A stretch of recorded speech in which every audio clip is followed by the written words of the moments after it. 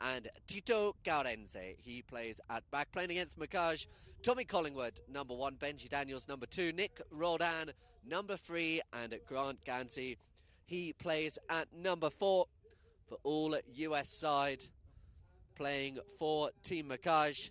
Great to see Grant Ganzi out here as well. We, of course, will see Melissa Ganzi playing in the semi-final. Your 2 umpires here today in this opening game, Cesar Ruiz-Genezu, Charles Seville, Mark Holmes, he is preferred man in the stand. So the players just beginning to line up. Please do follow us across our social media. Polo Line OK on Instagram, Polo Line Int on Facebook, Polo Line TV on YouTube. Let us know through comments on social media what you think of the games. But they will be calling now in the black shirts, Team Makaj, Grant Ganzi in the number 4 shirt. Playing at number 1, US international player Tommy Collingwood.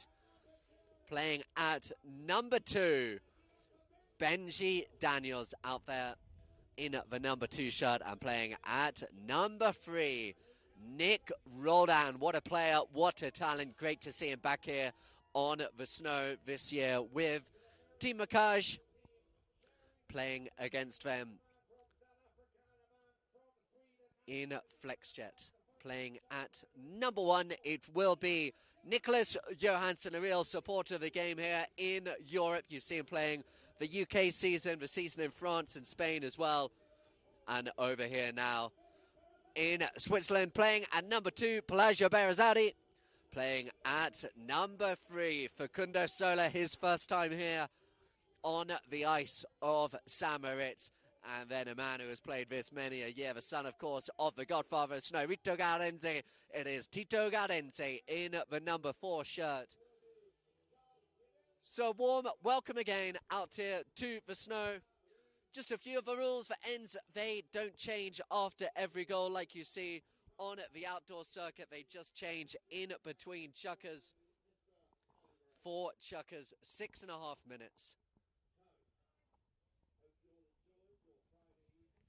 The penalties, when you see them awarded, just 3 distances from the spot, or it gets moved up to a 20-yarder penalty 2 or a 40-yarder penalty 3.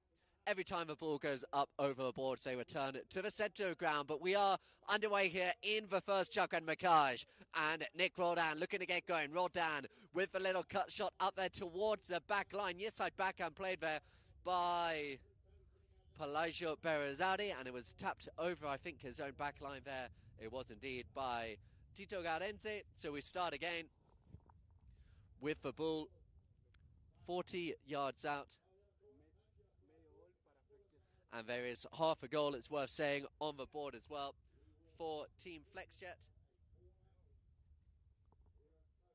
And it is going to be the version of a corner here on the snow.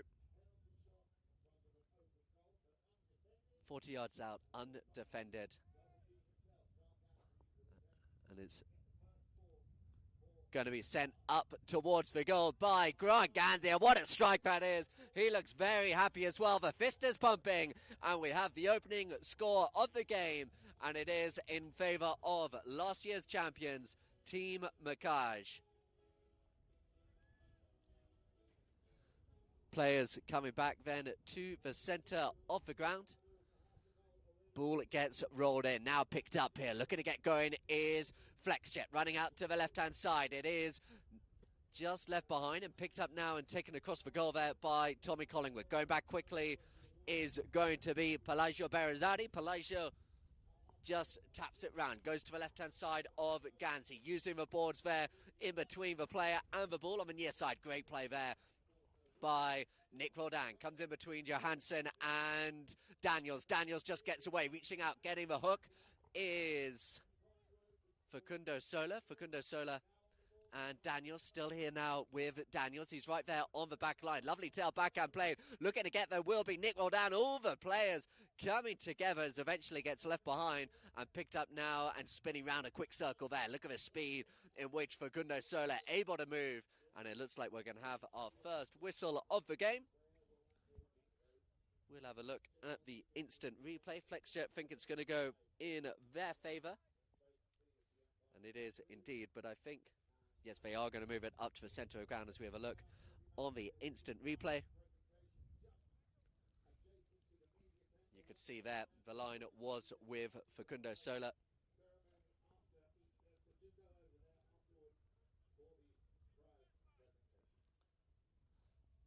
So ball placed in the centre of the ground.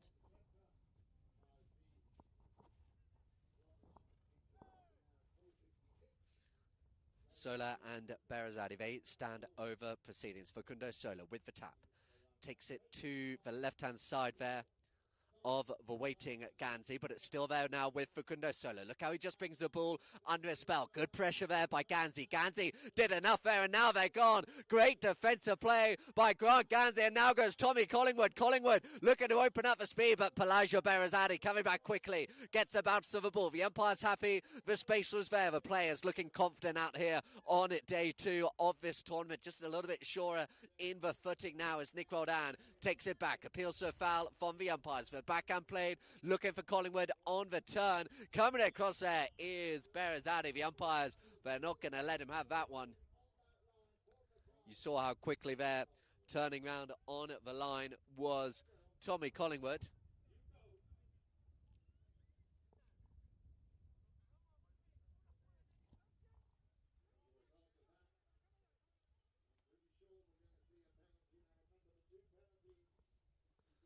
So the umpires just having a little bit of a chat. A lot of talk already going on out on the field. Just telling players to make their way down to the goal. And it looks like it's going to be in favour. That's not in doubt of Team Macaj. And it looks like it's going to be placed on the 20-yard mark.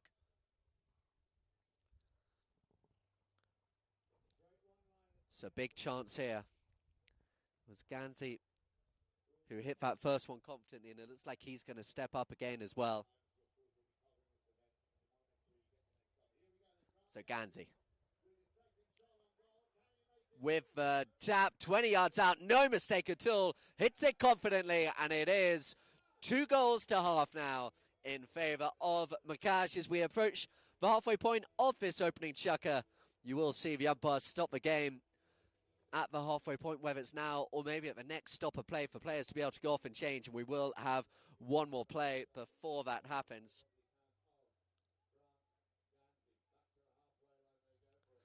So players wait, ball goes in play. It's out the back of the line-out and picked up here now by Nick Roldan. What a start this team have had, and it is Nick Roldan. Has a look down at the ground. They came up against a really impressive Team Tower side yesterday, and they got stuck there as well with Facundo Sola, who looks to go. It's Sola now. He's opening up for the first time this morning here on the lake. Facundo Sola for right-hand side of the waiting Collingwood. In comes Daniels with the hook, and Ganzi, he's going to give a man of the first chukker. It's Grant Ganzi all coming across in front. The umpires have a look. They're happy. The near side backhand played. Umpires still say play on. Ganzi not happy. The backhand played by Daniels. It may yet still work here for Grant Ganzi, who comes across, gives it now to Nick Roldan. Roldan just playing a little bit of keep ball. Look at that by Nick Roldan. The fans, they sound their appreciation on the far side. Nick Roldan, this is what he can do on the ice. It's Nick Roldan with the shot. It's leaning right. Ganzi, can he finish it off? Gives it back to Roldan, but it's going to go wide to the right-hand side. It's picked up now. Can the counter-attack go? What an opening chukker this has been so far. It's end-to-end Polo on the lake here, as it's here now with Facundo Sola. Facundo takes it to the left. Waiting still there is Grant Ganzi. He's not going to give Sola an inch, as Sola now takes it to the left-hand side. Takes it to the right now of the waiting Tommy Collingwood, who takes over defensive mantle. Still now here with Sola. Looks behind him. The umpires say you got to use it. Waiting at the front is Nicholas Johansson. Johansson now in front of Daniels. Daniels being open backhand played. And these two come together again. It's Ganzi and Pelagio Berazadi. Berazadi pushing Ganzi out to the near side. Great play initially there by the number 4 for Macaj, but it gets picked up again by Roldan. Roldan looking for Berazadi. Berazadi on the near side. Couldn't get the distance. Called off there was Ganzi by Nick Roldan, and look there how Nick Roldan just able to bring it under his spell. Has picked up now by Sola, the umpire's blow. And they say change as well. So what a first chukker this has been. And we're finally going to get a little bit of a break here. So you have a look here on the instant replays. They do go off and change. Yeah, it looks like they're just getting caught underneath the swing. Was the player in black. So we'll see what we come back with here.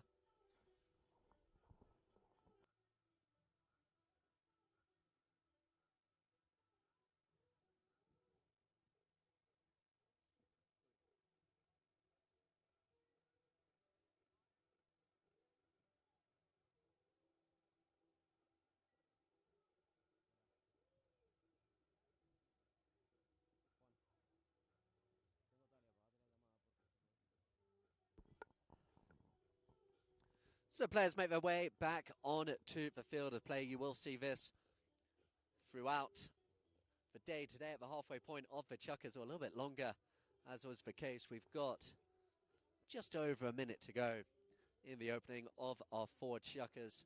Warm welcome to those who weren't able to join us yesterday, just to give you, of course, the occasion. It is the 40th year of the Snow Polo World Cup. Started in 1985. We find ourselves here in 2025, and great to see Tito Garenze playing out here for FlexJet this year. His father, Rito Garenze, whose birthday it was yesterday, the man, the visionary behind this tournament back in 1985.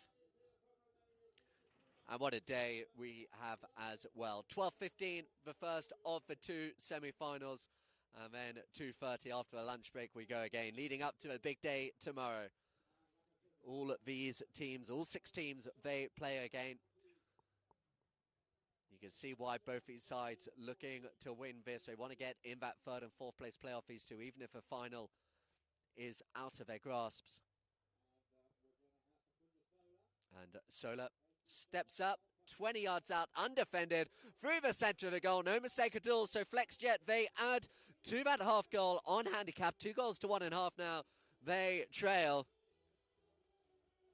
But we were saying yesterday, you do tend to see day 2 is when the players really begin to feel more comfortable on the conditions.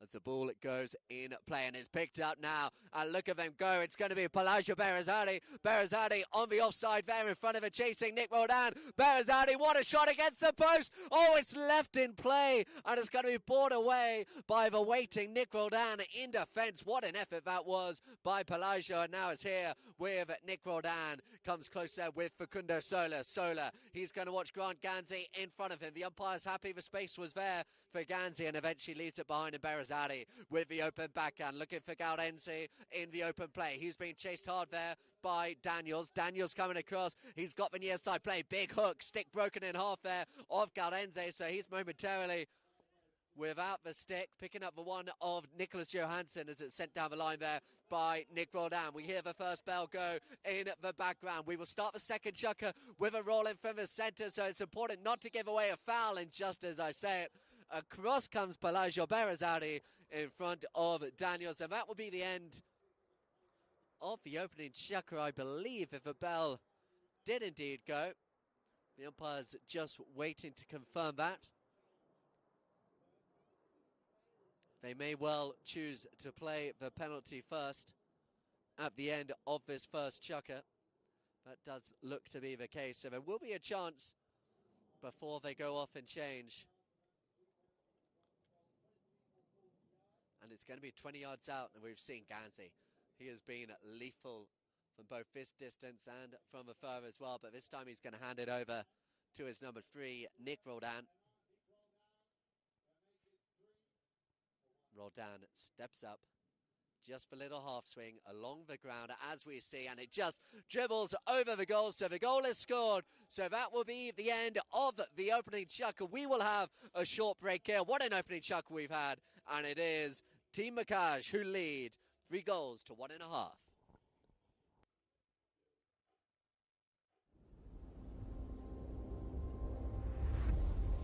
Here lives the rare. The holy grail of the undiscovered. the uncommon, the enchanted and offbeat. To find it, you need to begin off the map of ordinary. Taos, it's out there.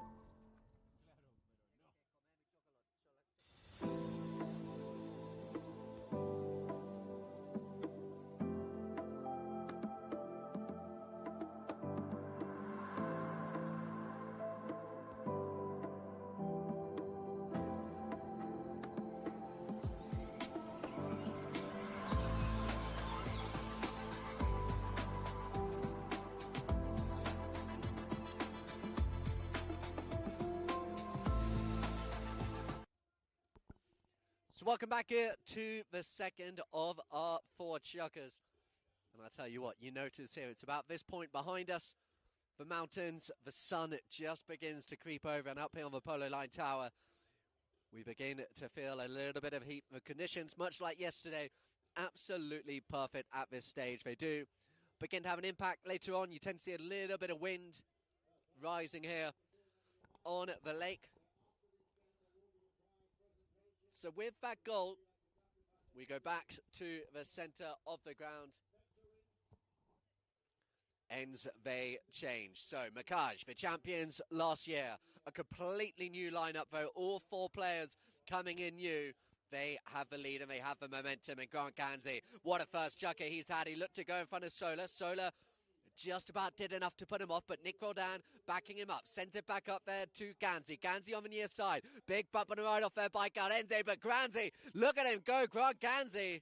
But the umpires stop him in his tracks. We'll have a look at the replay. He may well have just reached across in front of the defending player. Yeah, so big ride-off there it was by Garenze. And Grant Ganzi reached across on the near side. And it goes in favour of the white shirts of FlexJet. FlexJet tapped to the right-hand side of the waiting Ganzi there. Good play it is. Patient play by Facundo Sola. Berazadi, he went on the run, but Sola chose to keep it. But look at that. Grant Ganzi, he is a man on a mission today with the ball there left now for his number one, Tommy Collingwood. Collingwood taking it back here now over his own halfway line, giving himself the space. Has a look to see where Roldan was, but not quite on the same wavelength. Oh, it just bounced up there in front of Pelaggio. Benji Daniels coming down the line. And there will be another decision for the umpires. A fair bit of whistle. And the umpires, oh, it looks like we may have a yellow flag about to be produced if the umpire Charles Siebel can get it out of his pocket. Yep, I can see it being waved in the directions of Pelaggio. I think that was just saying a little bit too much. I say, just because these two teams not in contention to be in the final, they are giving nothing in their chase to be in the third and fourth place playoff. Remind out how it works. We've got two games after this. Those are the two semi-finals. The winners, as you would imagine, progress to the final.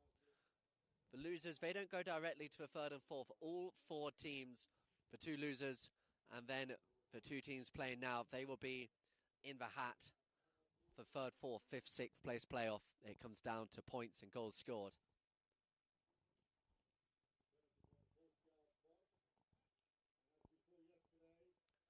So 40 yards out. These penalties, they are by no means a given.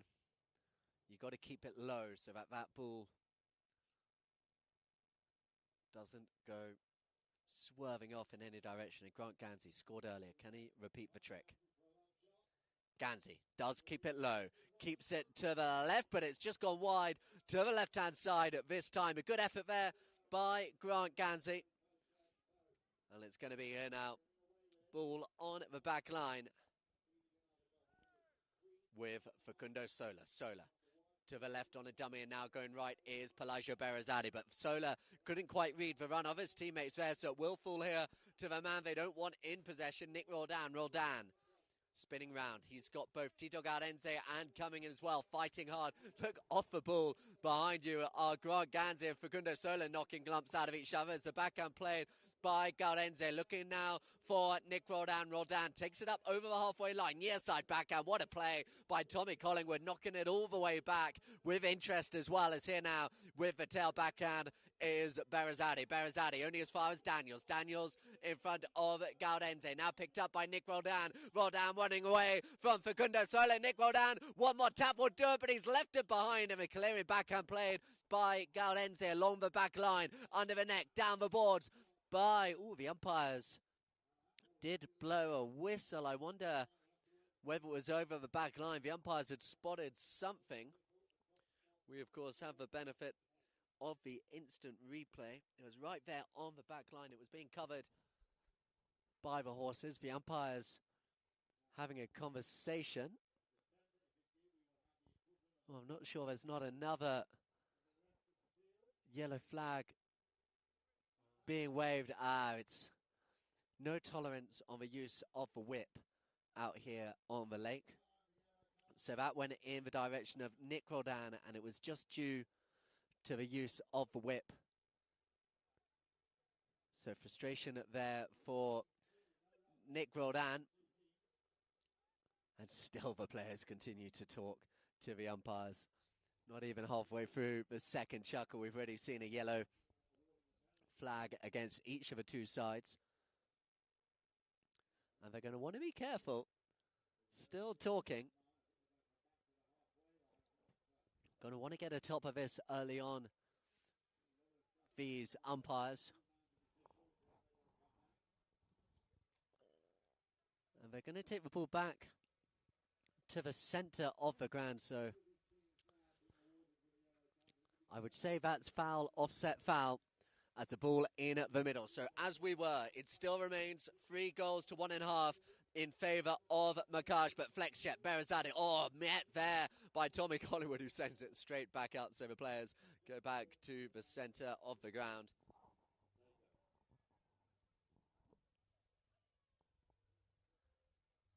So players wait. Ball goes in play. It's going to be picked up here by Berezzati. Pelagio Berezzati stretching the play at the front is Facundo Sola. A little backhand flick there played, but Facundo Sola, he will be the first player to turn here. Facundo Sola met there, coming in at all kinds of angles was Nick Roldan, who looks around frustrated again. The umpires loud whistle on the ground. We'll see which way this one does go. And they're pointing, I think, in the direction of the goal. They will go off and change. And when we come back, it's going to be a penalty in favour of Flexjet.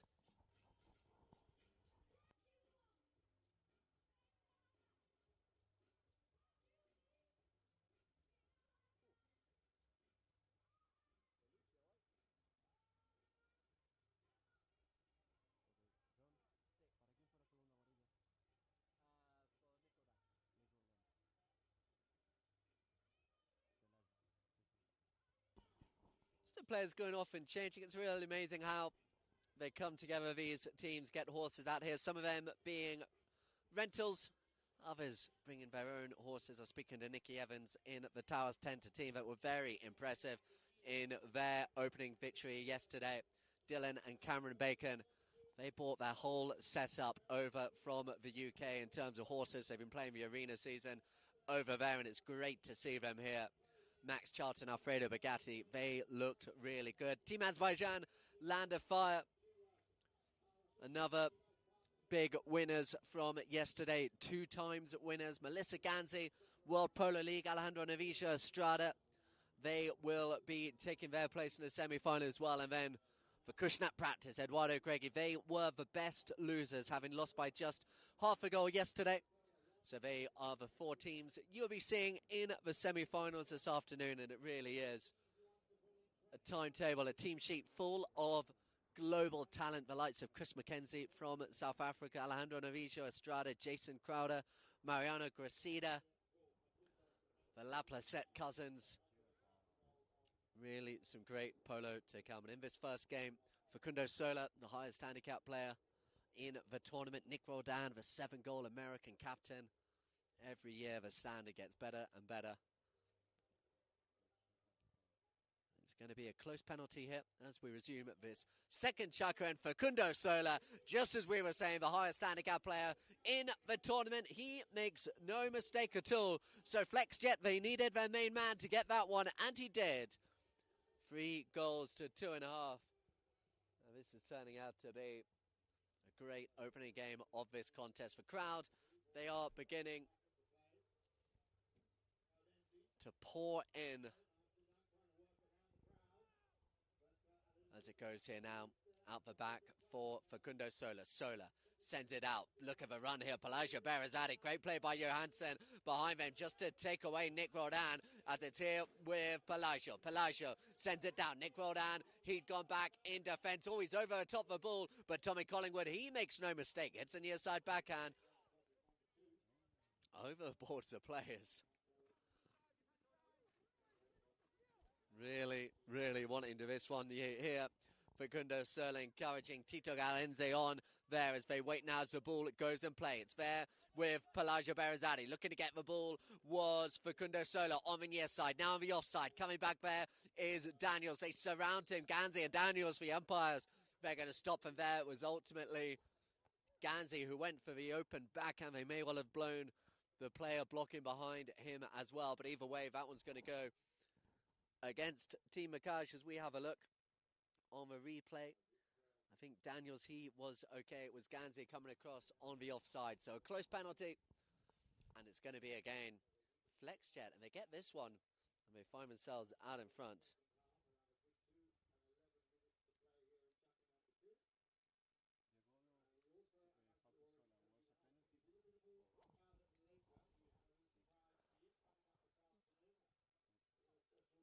So Facundo Sola still talking to Galenze as he lines up for this one.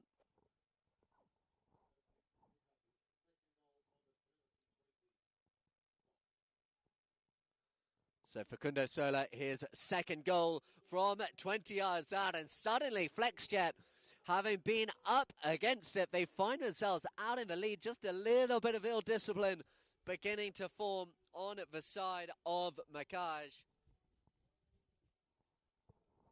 The amazing luxury clothing brand Makaj. I look at their shop in the distance.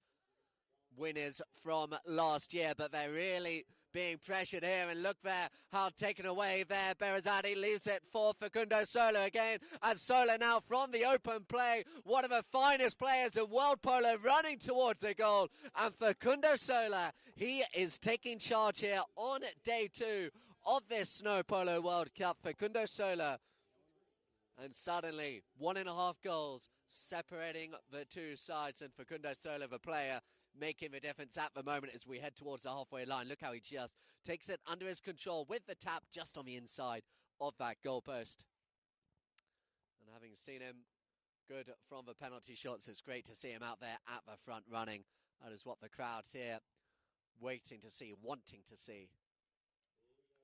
As for ball goes in play, taken out the back there by Collingwood. Collingwood, he was looking for Roldan. There is Ganzi. Ganzi being really well marked in this chukker so far by Johansson. Berezzati looking to send Sola away again, but spotting the danger is Collingwood. Picks up the bounce of the ball as Grant Ganzi out the air. Oh, and Sola as well. Look at that by Facundo Sola. Swipes away as he now picks it up. Pelagio Berezzati with a shot, looking for Johansson. Johansson, can he get the near side as we hear the first buzzer go here? And it's there now with Collingwood. They survive this time around. Remember, no matter what happens, we start the next chukker with a roll in from the middle. So that comes into thinking as these teams set about their tactic here, as it's fair now with Daniels. Hooked up the play by Garenze.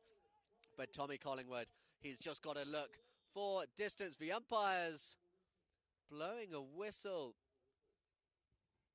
I think they're saying there that it's actually a loose bandage on Nicholas Johansson. So no foul play, it's for safety. Johansson had a loose bandage, and that will bring an end to the opening half of this opening game. And what a game it has been. The players giving everything. We've seen open goal, we've seen penalties, we've seen yellow cards. It's all to play for, but it's FlexJet out in the lead here at the halfway point. 4.5 goals to 3.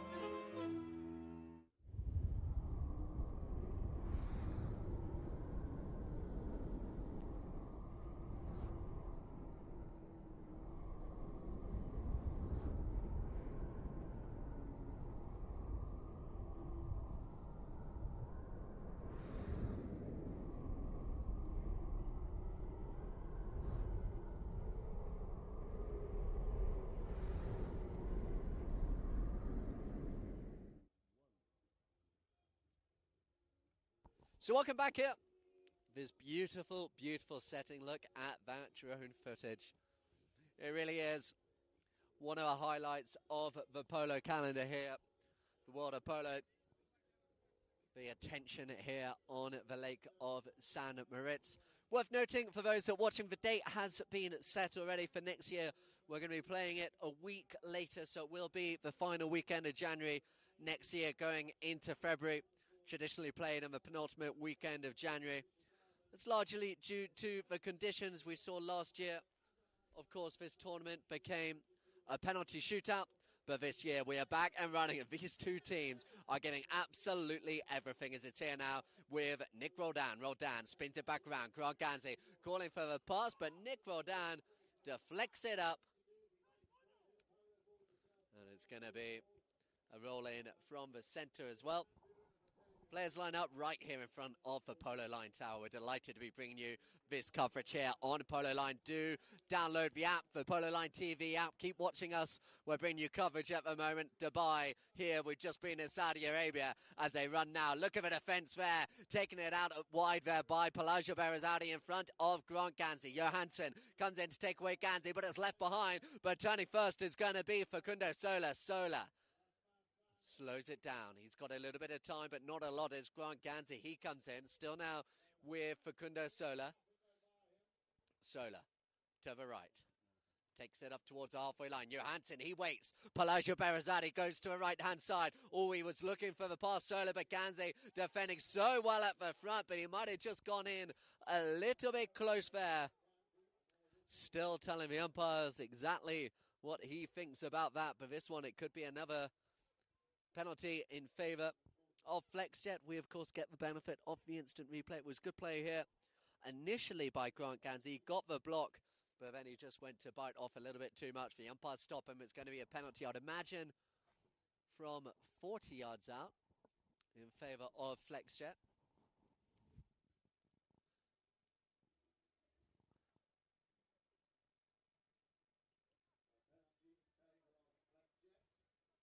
So penalty from FlexJet there.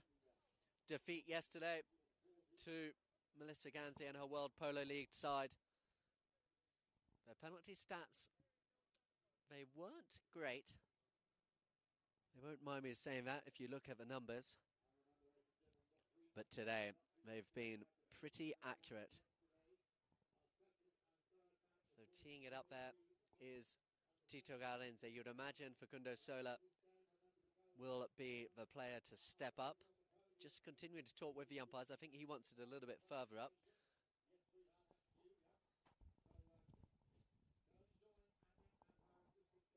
Or may well actually be Tito Garenze. Garenze.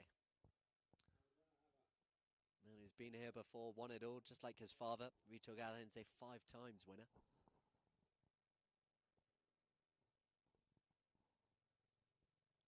Dito, 40 yards out, and that one's going left, and I don't think it's going to reach the back line. They're not easy, these penalties.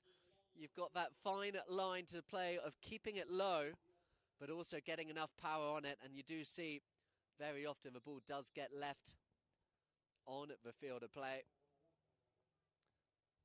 just as you saw there. So no shame in that, as Tito Gaudense can't quite find the accuracy or the distance. But the ball now will be here on the back line with Collingwood. Collingwood has a look for the talented, the maverick, the 7-goal player, Nick Roldan. Roldan now up against the boards here. He's got Gaudense to contend with. Roldan, dummied left, now looks to go to the left again. He backs himself to go open. It's Elijah Berazadi. He's getting in there, but still Nick Roldan somehow takes it away from all of them. Gaudense, he's got to stop him, and eventually he does. Turns it back round with the open backhand. Who turns first? It is Tommy Collingwood. Collingwood, oh, in came Johansson. Look at that by Nicholas Johansson. Deflects right off the opponent, Grant Gansey. He comes in. The umpires are going to blow again. So let's have a look on this one on the instant replay. Grant Gansey, he came across. Tito Gaudense, he was waiting. It was great play initially. Down the replay, I would say that one's going to be in favour of Macaj. It was Grant Gansey with the line on the turn. So 20-yard penalty in favour of the black shirts.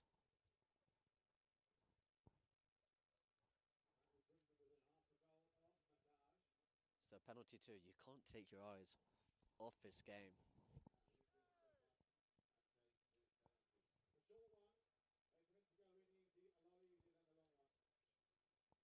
And it is going to be Grant Gansey.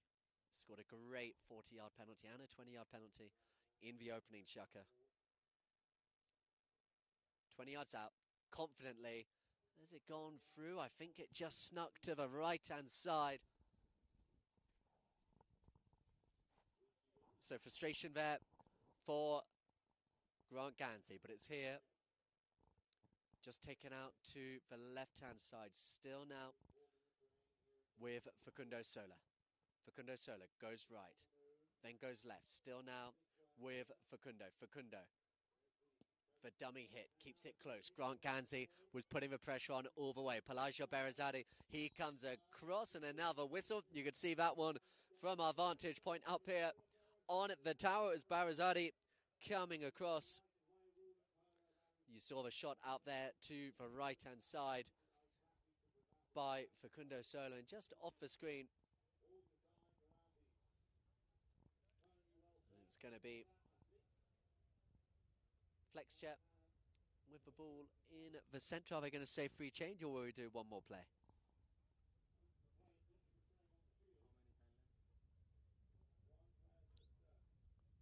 No, we're going to carry on. I think the umpire's just confirming that.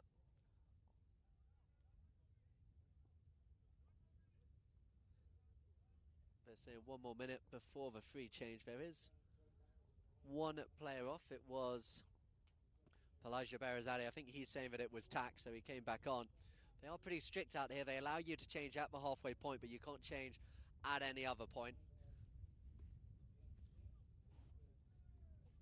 And the wind suddenly just starts here on the lake, and you can see there the way in which that ball just suddenly went right. But it is going to fall again here for Collingwood. Ooh, coming in and meeting him.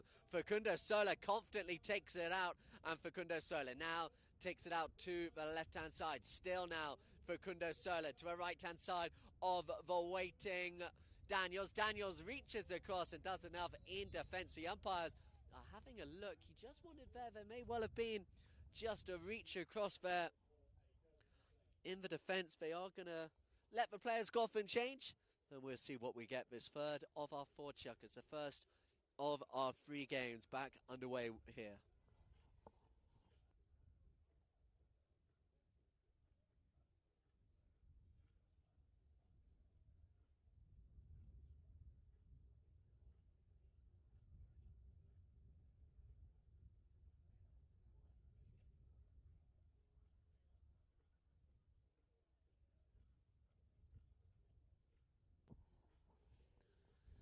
So just watching the umpires explaining the decision. It does look like it's just going to be a ball on the back line.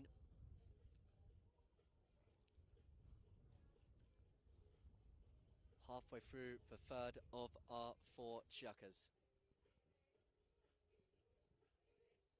And Makaj, they will have it. It was good defensive play, according to the umpires there, by Daniels. You just wondered whether they might have seen him reaching across, but the umpire's happy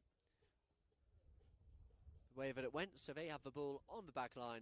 The crowd really beginning to fill up here. The music playing on the far side. If you are within travelling distance of this beautiful mountain range, I do encourage to make your way here. There's nothing quite like it. We're looking up in the mountains. We can see the skiers in the background. The world famous Cresta Run, of course, is here as well. And having spoken about it, they're actually going to give a penalty.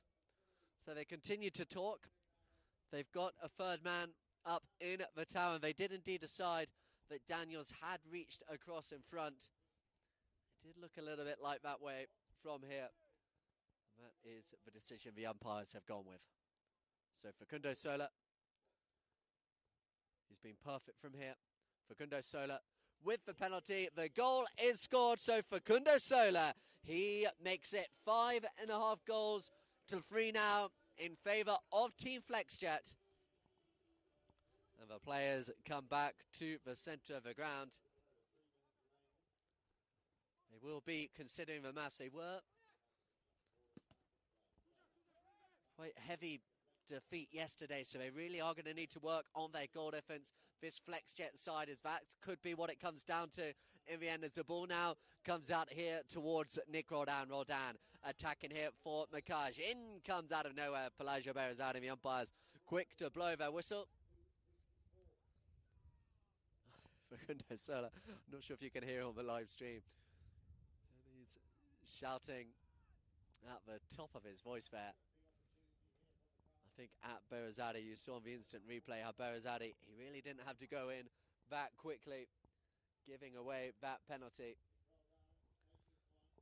And it's going to be Nick Roldan from 20 yards out, just trots up, hits the ball through the centre of the goal. So the goal is scored. They answer instantaneously out here, and that gap is reduced again. 1.5 separates these two sides. This game continues to swing back and forth. Met at the front there by Berazadi, given now to Facundo Sola. Sola reaching in front of him. Going in there is Ganzi. Ganzi's not going to give that one up easily. Look at that by Grant Ganzi. Stole it off the 8-goal player. Then as well comes Collingwood, but Sola showing his class. Daniels, he comes in. Facundo Sola just chooses to take it back. You don't just have a shake of a wrist there. They're all having a go at him, and still Facundo Sola fights, but eventually they get it, and it's brought away. Back in defence is Gaudense, and there's another whistle on the field. Coming through was Nick Roldan, Tommy Collingwood. They all had to go at Facundo Sola. The ball bounces out. Going back quickly there was Gaudense. He had Vignier side, went offside, and it's going to be a close penalty. So the chance here to reduce it back to a half-goal game.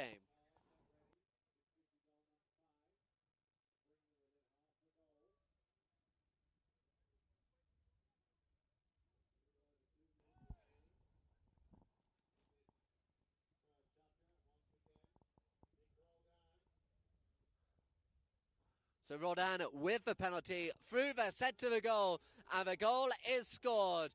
And Nick Roldan, he makes it a half-goal game now. Just over a minute and a half remaining here in this third chukker. Players come to the centre, ball in play. On the near side there, taking it out is Pelagio. Pelagio running round the outside there, and Collingwood going back quickly here in defence. He's got to get his man, and he does. He gets the backhand. Play now to Ganzi. Ganzi confidently takes it out. Chasing him quickly is Facundo Sola. Sola with the near side backhand, looking for Gaudense. On the near side there, meeting them all was Nick Roldan. The umpires stop us again. It's just getting a little bit scrappy out here in this third chukker. Both sides saying it should be theirs.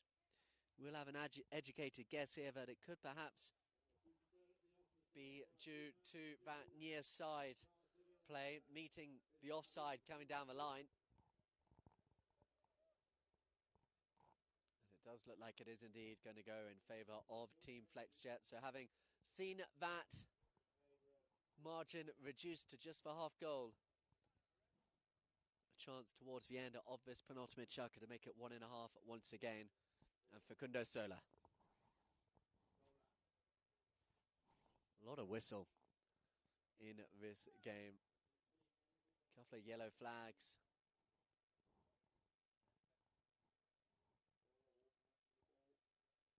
Facundo Sola with the tap through the centre of the goal, and Facundo Sola, he makes it count again, and they now lead 6.5 goals to 5. Let's see if we have time for one more play here in this first of our 3 games. As the ball goes in. Taken out here by Facundo Sola. Sola beaten to it by Collingwood. And now the overlap's on. And it's taken on the near side there by Nick Roldan. Daniels was coming through behind him, but Roldan chose to keep himself still now. Nick Roldan goes right, goes left again. He runs down the outside of Sola, but there is Berazati turning it round. And now it's going to be gone. And it's here with Facundo Sola. Tommy Collingwood doesn't have a stick, so it's still now with Facundo Sola. Coming back is Ganzi. Sola on the near side. Great defensive play, but he's left it behind. Still now with Sola. Ganzi on the near side. The umpires say twisted him, all ends up there. But a whistle has been blown. And the umpires, they've got more to deal with here. I think Tommy Collingwood, he was claiming they should have stopped and given him his stick. Something obviously happened off the play. There's another yellow being given. It looks like it's being given this time against Gaudense. But whatever the case, the umpires, they will pick out for that one. It is the end of a chukker. One left in this one. Anyone's game.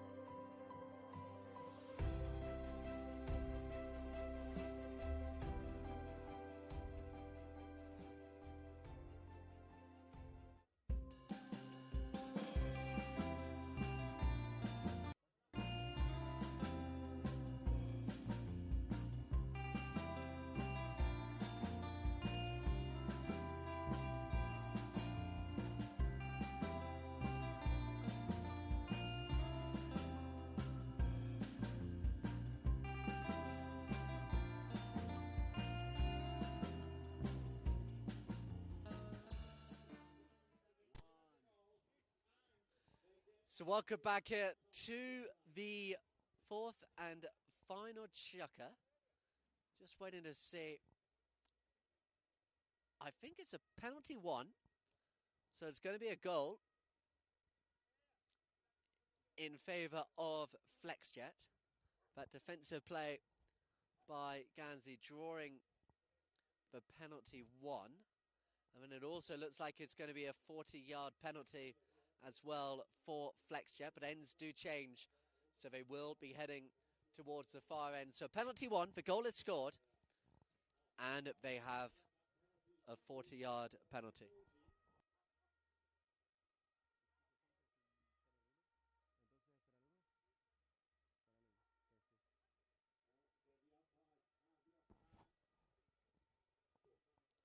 So that makes it 7.5 goals to 5. There was a yellow flag given at the end. I believe that one was to Tito Gaudense.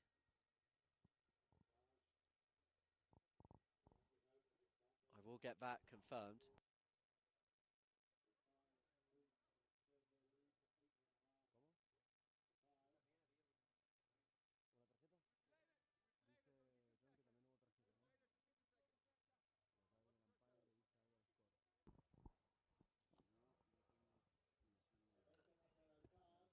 we're just waiting to confirm as well. I think we're actually, so a little bit of confusion here. I think they're going to play the remaining time in the third chukker. So they're going to play, they're going to go back here.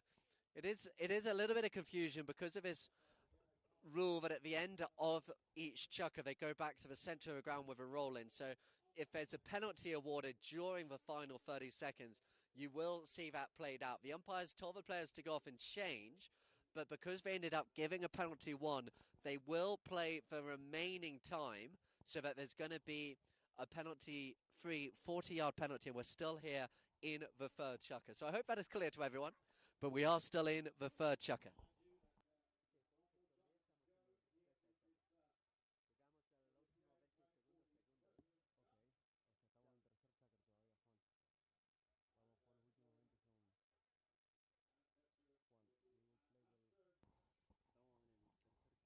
So we are still in the third chukker, just getting that confirmed.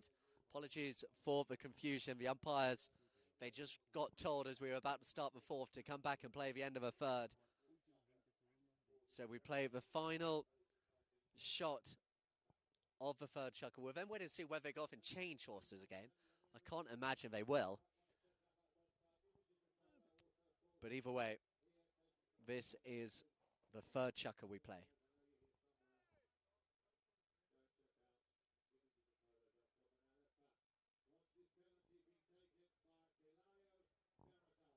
So Pelaggio Berezadi with the penalties. Definitely got the distance, but it just curled at the last second. Now the whistle is gone, so that now is the end of a third chukker. We will come back to the centre of the ground. Players will not go off and change, and this will now be the fourth chukker.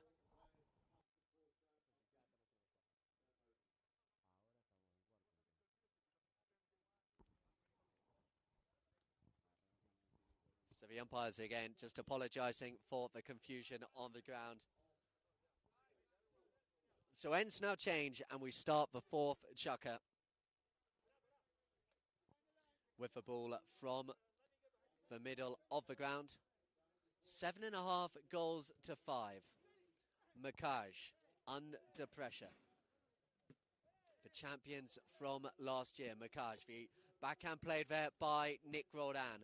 Both these sides, remember, defeated yesterday. So one of these sides, the defeated side in his second game, they will be in that 5th, 6th place playoff. The winner here, they will stand a chance of being in the 3rd and 4th. And Nick Roldan, he wants his team to be in with a chance. Daniels providing the backup, sends it out towards the board as Garenze and Ganzi come together. Great play there by Grant Ganzi, giving it now to Daniels. Daniels looking to run away, being chased by Pelaggio Berezadi. The backhand played, superb play in defence as he turns it round. Here now is Ganzi drawing the foul.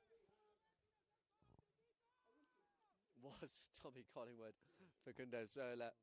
He has certainly made his voice heard out there in this game. We look at the instant replay again. It was great defensive play there by Pelaggio Berezadi. Then Tommy Collingwood knew exactly what he was doing. He drew in Garenze. The foul was given, and it's going to be a penalty. How far out we will see in favour of Makaj. They're hoping that it's going to be 20 yards out. The umpires currently standing by the 40.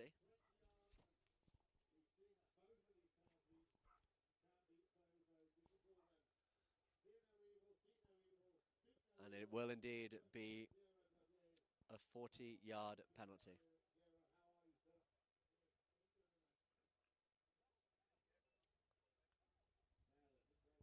Roldan steps up, he looks, he watches, but it just goes wide to the left-hand side.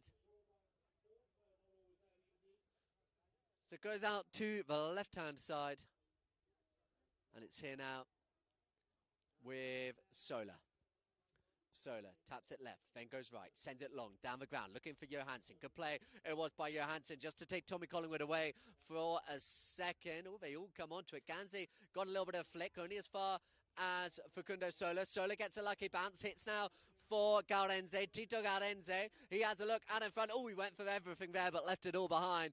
and Collingwood will take it out here towards the boards. Collingwood under pressure again from Facundo Sola. Sola went for a big under the next shot, stays in play. They haven't got a lot of time left in this game. Do the team in black, so they want to get going quickly here, and it's running here now with Nick Roldan. Roldan slows it out behind, has a look behind him. Nick Roldan, behind him comes Grant Gansey. Gansey continues the attack. It's against the boards, sends it long down the ground. He puts it on the doorstep, but it's going to run wide to the right. Daniels, can he finish it off? Berazadi, great defensive play there. Oh, there's a stumble just behind on the ice.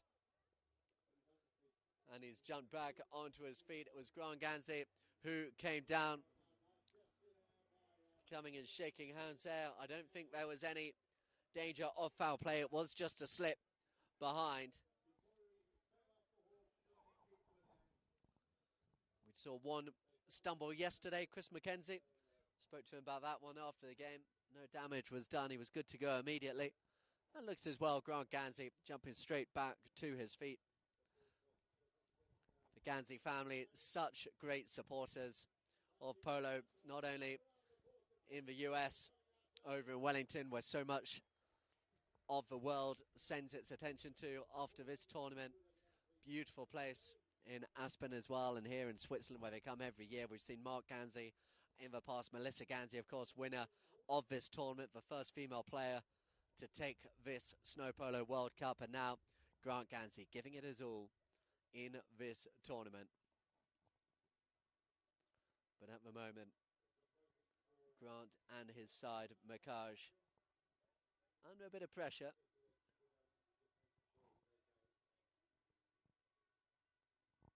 Gardense just having a chat with him as he goes off.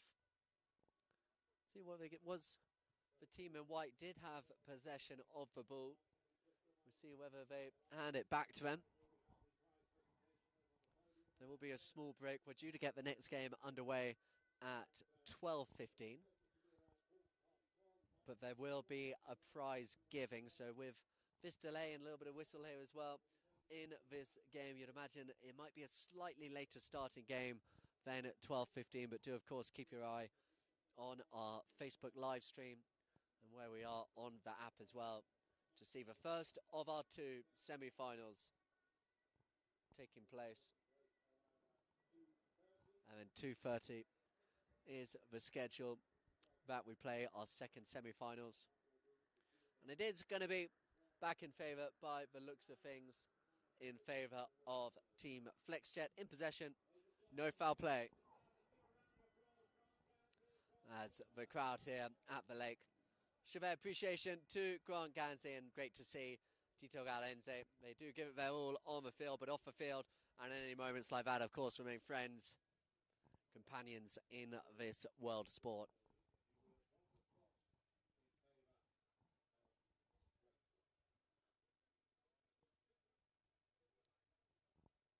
So it will be just a shot from the spot.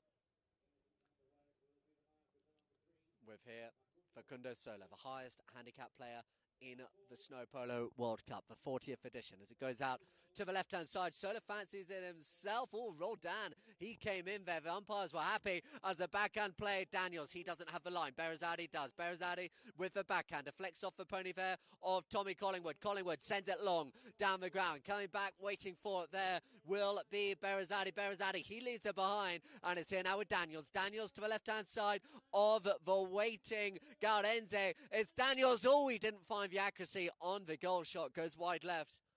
So it remains 7.5 goals to 5. Let's see if the umpires say one more play before the change.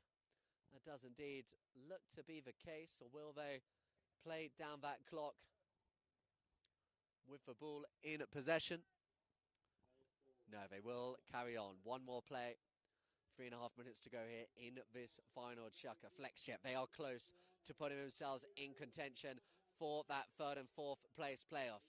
Makaj, they look, oh no, unless something happens here. Daniels turns, Daniels, they need to get this one. It's Daniels in front of Berazadi, the fist is pumping, the goal is scored. So, having looked like they were in control, they had the ball, they were 2.5 goals to good. Suddenly as the players go off and change, that changes the complexion completely. That score by Daniels, stealing it away. You saw there the set play did not go to plan, The goal is scored. Just a goal and a half separated him. 2.5 minutes or so to go here in this fourth and final chukker.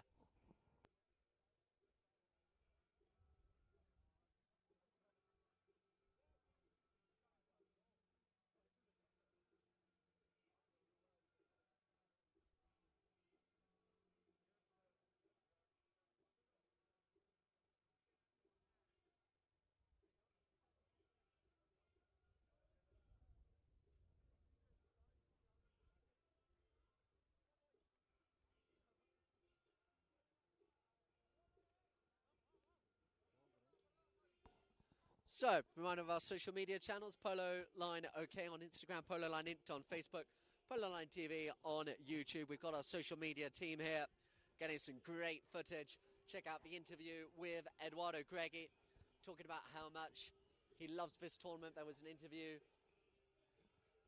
with the Azerbaijan Land of Fire, Elchin Jameli as well, on the opening night. So much to see across our social media channels and, of course, on our Facebook stream as well. Let us know where you're watching from. We will give you a shout-out as it's here now, going back here for Sola looking for Berezzati. They need the next goal in this contest. Petito Gaudense, what a play that was, looking to stop them at source. Coming back there is Gaudense. Berezzati gets it now to Sola, he wants to end it. Two players have dropped their stick. No, sorry, Grant Ganzi.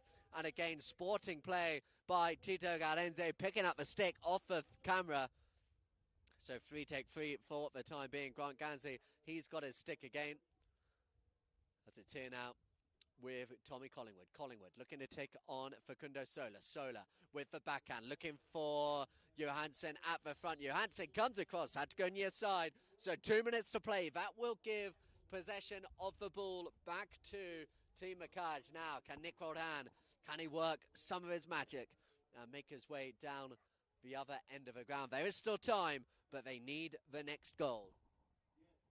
Yeah, you saw that on that replay. He did have to go near side there as Nick Roldan. He comes, he's past one. He looks to now give it to Daniels. Berezzati came across. He has space according to the umpire. The shot hit down the ground. It's met by Nick Roldan. It's Nick Roldan again, and it's 2-1. The crowd cheer on the far side. It's Nick Roldan waiting with Ms. Berezzati. Nick Roldan, the little dummy. They've got to get on with it here. The team in black. Berezzati, he wants to get out the way. The umpires say use it. The whistle is gone. What way are they going to give this one?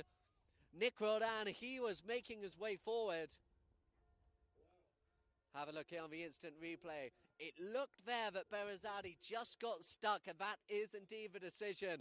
So there's going to be a penalty in favour of Makaj. A big moment here.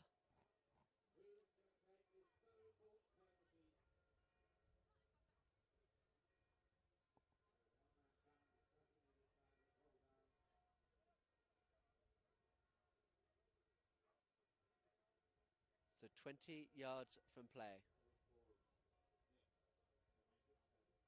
Roldan with the penalty. The goal is scored. So there's time. There's a minute and a half. There's half a goal separating these two sides. Can Makaj pull off the big comeback? They've got to be quick. They've got to go.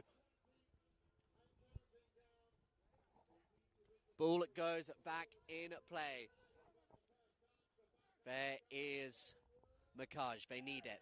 In comes Berezzati. Berezzati sends it up down the line. We are now going into the final minute. Makaj have it, but they're a long way from that goal. Collingwood under the stick there is Sola. Sola's committed himself in now. That's going to give Makaj the chance. As Tommy Collingwood, he's got to go quick. He's got the overlap. He's got Ganzi in front of his. Sola coming back. The umpires are happy as Facundo Sola comes in, and that could be the game winner by the 8-goal player. Facundo Sola taps it up over the halfway line. Facundo Sola sends it down the boards. He plays for time. He plays for possession. Coming back quickly is Roldan. Roldan with the near side backhand is up. It's over the boards. They will come back to the middle. Will we have time for one more play?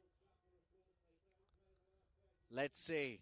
We don't play the final 30 seconds once the bell is gone. They got to get going quickly. They're probably going to need a penalty to come in their favour as well. Otherwise, it is going to be FlexJet who pick up the win. They've got the ball. They've got to go here. It's Roldan. He gets it to Collingwood. Out of the way is Berazadi. Don't give away a foul. Team FlexJet. The umpires say play on. It's there with Collingwood. Collingwood, he's got to go for the goal. The ball is gone. They've run out of time. It is FlexJet who win.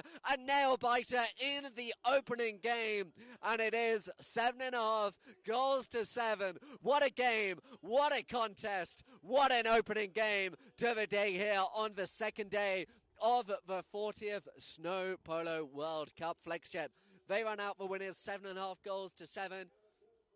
Let's keep an eye on the stats coming as well. There's going to be a slight delay before the first of our semi-finals gets underway as well. Not a lot of field goals, a lot of penalties. Pretty good as well for penalties. 2 yellow cards as well against FlexJet, 1 against Makaj. But what a game that was. It was scrappy at times, but both sides gave absolutely everything. They will go round and thank the crowd, but it is FlexJet who win the first game. There will be a prize giving here at the ground. There'll be a short break. We'll be back with you. Scheduled for 12:15. It'll probably be about 12:30 or so. But from all of us here at Polo Line for the opening game of day 2, a big thank you. And we will see you in about 20 minutes or so for game 2 of the day.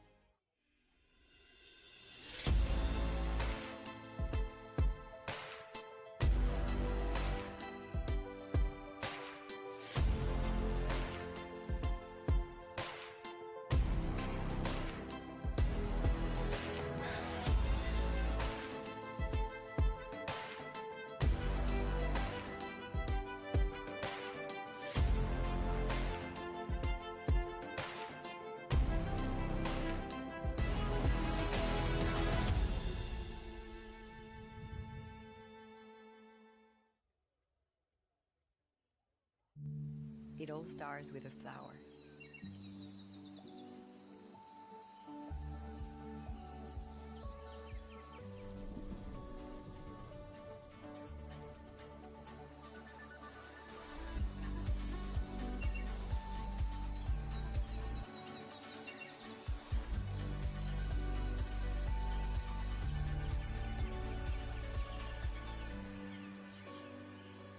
Fill your world with wonder.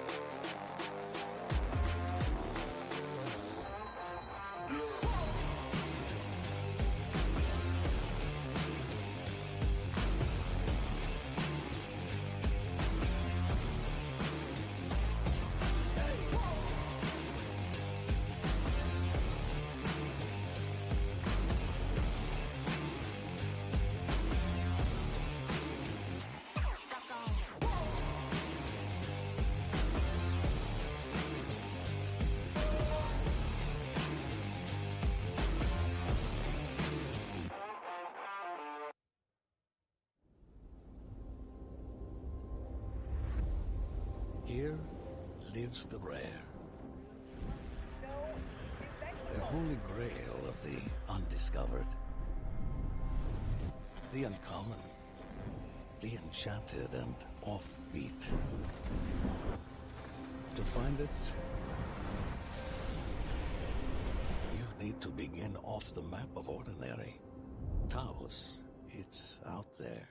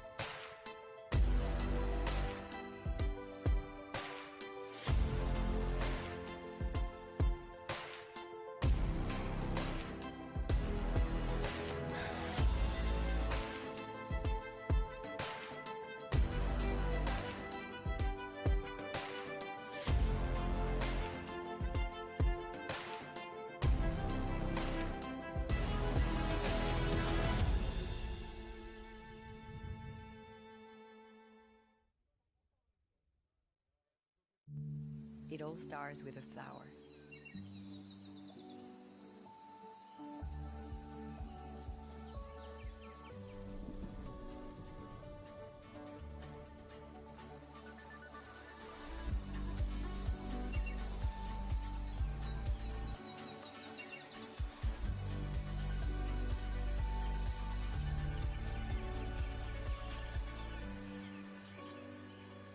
fill your world with wonder.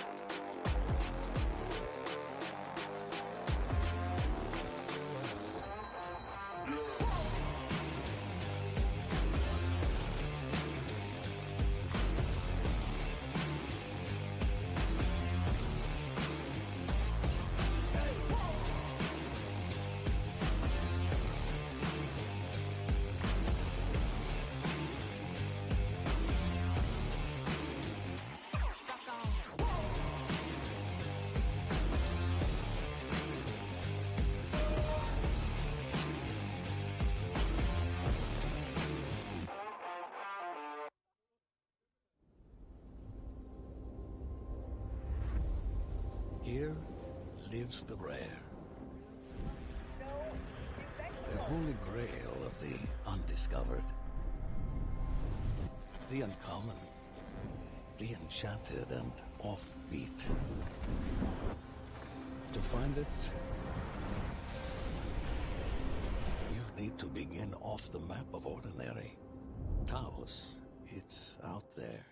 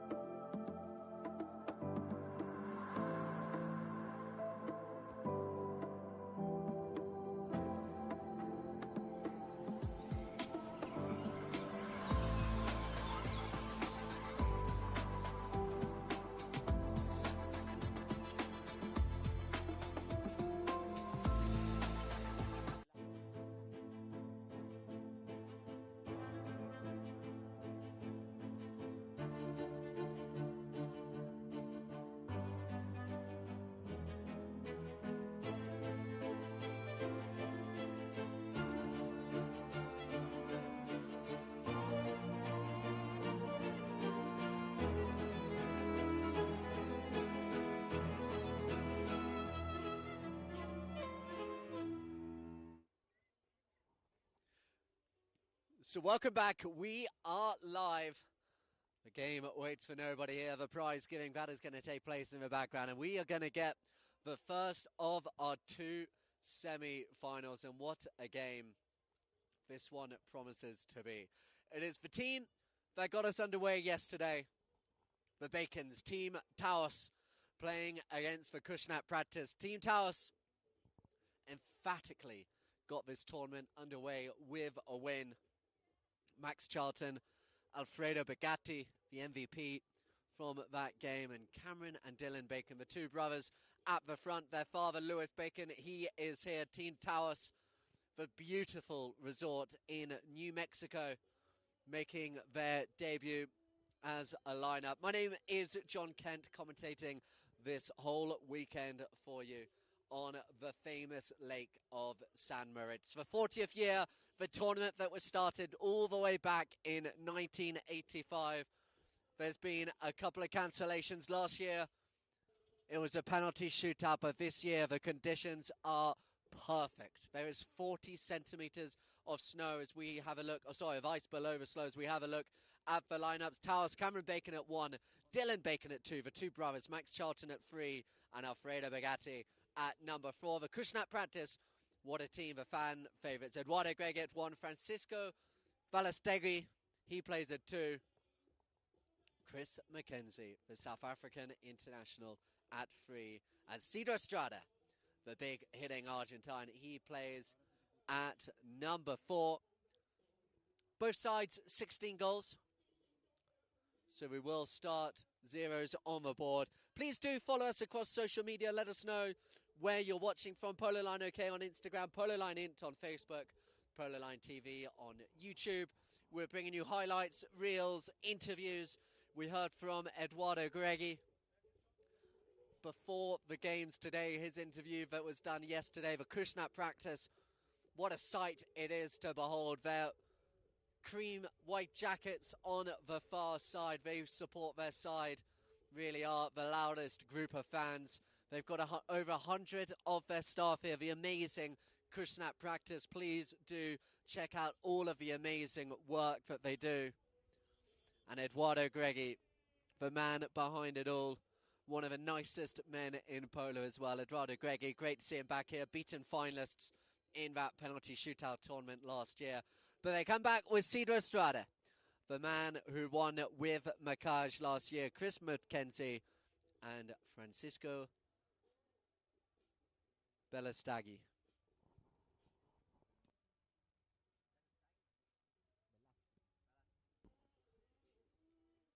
So I've got my pronunciation practicing here. It's Balastegui. But they are up against the formidable Max Charlton, 4 times winners of this tournament. Has played previously in it as well with Dylan Bacon. Alfredo Bagatti, he's played in it once back in 2019, and he has won it once, and he looked really good yesterday. Some of these players playing over the season in Argentina, they take a little bit of time, and understandably so, to acclimatise to these conditions, but they have been practicing this side over in the UK. The Great Oaks for the Leon Great Oaks setup. Nicky Evans, he is here, the manager behind it. Spent a bit of time with him yesterday talking through what the preparation has looked like, getting both the players and also importantly, of course, the horses over from the UK for this tournament.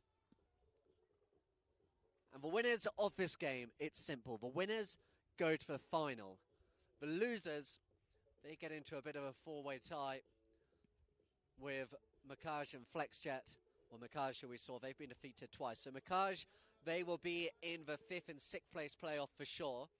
FlexJet, they will be watching closely. And it will be the winners of this game playing the winners of the final game of the day. 2 umpires, Charles Sievelt, Mark Holmes, Cesar Ruiz-Guineazú, the third man. They had a lot of work to do in that last game. I think there was a little bit of a look of relief on their faces as they came off. Both of those sides were absolutely doing everything they could do to win in that opening game, much as they will be out here. The players will line up. Jan-Erik Frank, the commentator, on the far side, will call them forward for you. Up here in the Polo Line Tower. We will see, look at it, you can hear it. The Kushnat practice crowd, they will make their voices heard.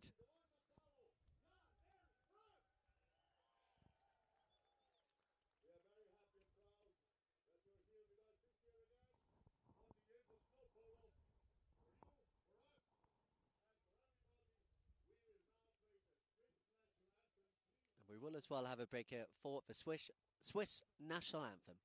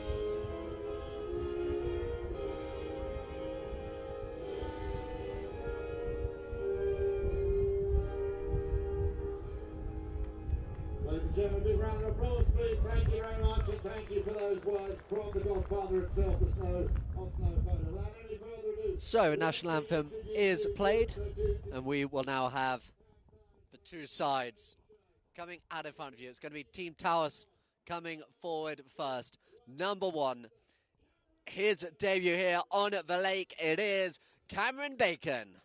Playing at number 2, his brother, we see him playing all around the world. It is Dylan Bacon. Playing at number 3, 4 times winner, England international, Max Charlton. And at back, a player no one needs introducing to around the world of polo, Alfredo Begatti. Playing against them, the Kushner practice. Wait and hear the crowd chant on the far side. The most popular player perhaps in the tournament, Eduardo Greggi, makes his way forward. Eduardo Greggi, the Kushner practice, playing at number 2. Francisco Balastigui, he plays at number 2. Playing at number 3, it is the South African international, Chris Mackenzie. And playing at number 4, last year's winner with Team Macaj, Cedro Strada. So those are your two lineups. 4 chukkers, 6.5 minutes per chukker. We do not change ends after each goal. We do, though, come back to the centre of the ground. If the ball goes out of play, it is a roll in from the centre of the field. Other than that, the rules are pretty similar. The penalty is 20 yards or 40 yards out, undefended if they get so close. Who's going to go? It's going to be Team Taos, the favourites after their big victory yesterday. What can the Kushner practice do? Chris Mackenzie takes it up on the near side. Met quickly there by Dylan Bacon. Picked up now by Cameron Bacon. The near side backhand played by Cedro Strada. Both of these sides 16 goals, so we are all square on the board. As Dylan Bacon, a little bit of calm coming over proceedings now in this opening chukker. Max Charlton has a look up. He plays this sport like no other. Former world champion as well with the England side out in China a few years ago. He knows this surface better than any other. Max Charlton.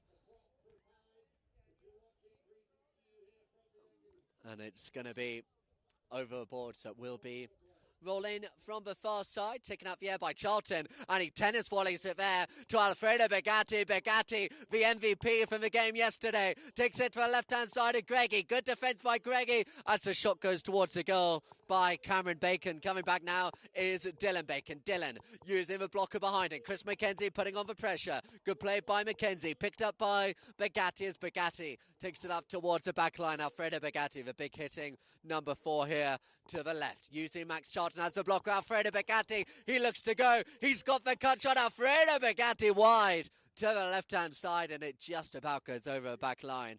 An early sighter there for the 7-goal player from Argentina, Alfredo Begatti.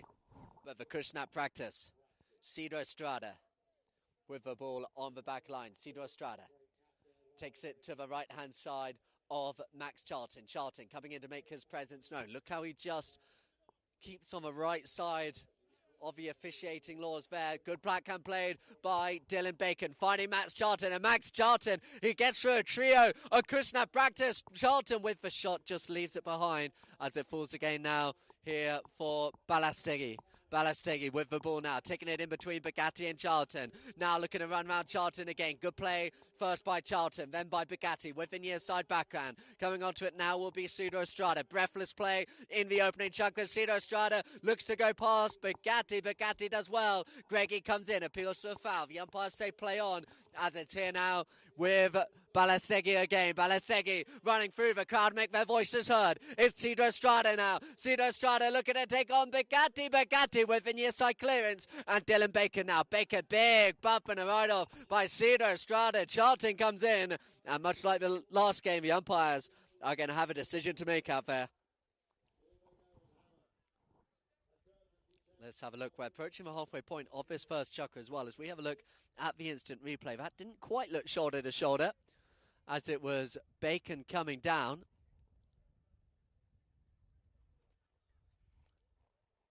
And it is indeed, by the sounds of things, going to go in favour of the green shirts. Charlton continues to protest their innocence in front of the umpires. But the first penalty of the game, it is going to be in favour of the green shirts. Yesterday we saw, starting off, Cedar Estrada taking the penalties. He handed over duties to Chris McKenzie after going wide. They had a really close game against Team Azerbaijan, Land of Fire. The two-time winners just been defeated by a half goal. Cedar Estrada obviously feels confident coming back onto this. First big chance for the Krishna practice. Cedar with the shot. It's going to go straight through the centre, and they have laid a marker early on in this opening game. It is the Krishna practice who lead 1-0. This may well be the point of the courtesy change as well. It is, so the players, they will go off and change. The conditions here permit the teams to go off and change halfway through each chukker. But what a start for the Krishna practice. Talking around the ground before the game. Team Taos, probably the bookies' favourites. But they will not have taken anything for granted. Popping into the tent just before the game got started. The looks of concentration on the face. They know what is at stake out here. The winners will be in that final tomorrow. Remember, you can watch this game, all the other games, check all of our coverage in Dubai and everything going on around the world on our Polo Line TV app as well. But as the players come back on, we'll be underway. We'll roll in from the centre ground. Remember, ends they change at the end of every chukker. Well, I say that, the way that it works, there will be a coin toss before the game gets underway. At that point, the sides decide what way they want to go at the beginning of the first chukker and beginning of the third chukker. So there is a chance second and third may head in the same direction, but they certainly will change after this first chukker. But the atmosphere really building here in the opening semi-final, the second game of the day.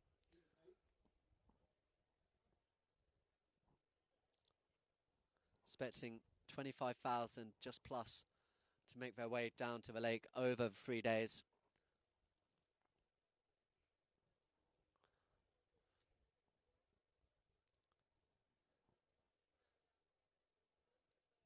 Over 100 members of staff, as I mentioned, from the Krishnat practice here today. Team Towers, they have come with their own entourage as well. Cameron and Dylan Bacon, the two brothers, the two team captains. The Bacon family who own that amazing resort in New Mexico. They are here, they are watching, they're expecting as Max Charlton comes round. A quick little circle there, but it's here now with Bacon. Bacon appealing for a foul. In amongst them all is Cedar Estrada and Max Charlton. As you will so often see in this tournament, he's just able to muscle his way through. Max Charlton. Behind him will come Bugatti, but Charlton wants to take them all on. Bacon takes away the player, and look at Max Charlton go. He looks to come round in front of Greggy. Greggy beaten by Charlton. Charlton is running left and through the goal. What a score! That is by Max Charlton. There's no other player like him on the lake. It's Max Charlton running through. He knew exactly where to put his horse in between the ball and the goal. Eduardo Greggy, he came in, he did everything he could, but Charlton too strong, too clinical, and we are tied here, 1 goal all. Players come back to the centre of the ground. The next semi-final, World Polo League, Melissa Ganzi taking on Elchin Jameli, Azerbaijan, Land of Fire. Who from this game will be there to take them on in the final? It's here with, it looks like Balestigi. Balestigi makes his way down the ground, right there in front of that Krishnat practice crowd. Backhand played by Max Charlton, but only as far now as Chris McKenzie. South African international player Chris McKenzie. Second time playing on snow, first time on the ice. Oh, look at that by Chris McKenzie. He's beaten them all ends up. Chris McKenzie, in comes Bugatti. Chris McKenzie on the near side is going to run wide to the left-hand side.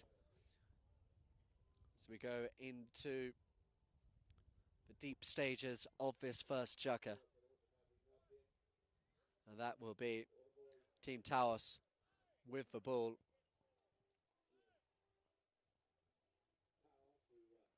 It's here now with Max Charlton, and look, it's opened up to him. It's great blocking work being done by both Cameron Bacon and Dylan in front of him, but left behind that time by Charlton. But in it comes Bugatti. Bugatti sends it up overboard, so they will go back to the centre of the field, as you see when the ball does go over the boards.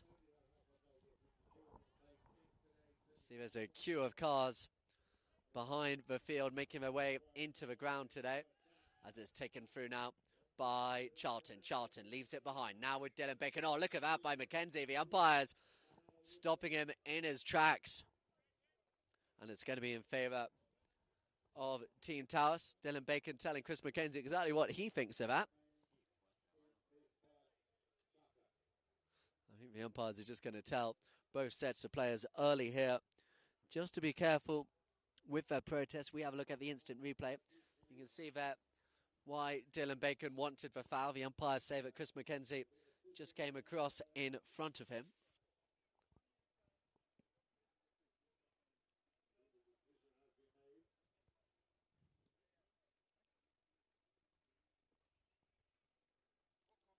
And it is going to be, let's wait and see where they put it.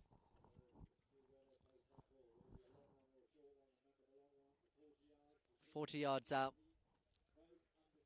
Never easy for 40s, and it does look like that is where it's going to be put. Bugatti just testing his luck, his horse kicking it on, but it is going to be a 40-yard undefended shot at goal. Cedar Estrada really hit a great one from this distance to get his side on the board.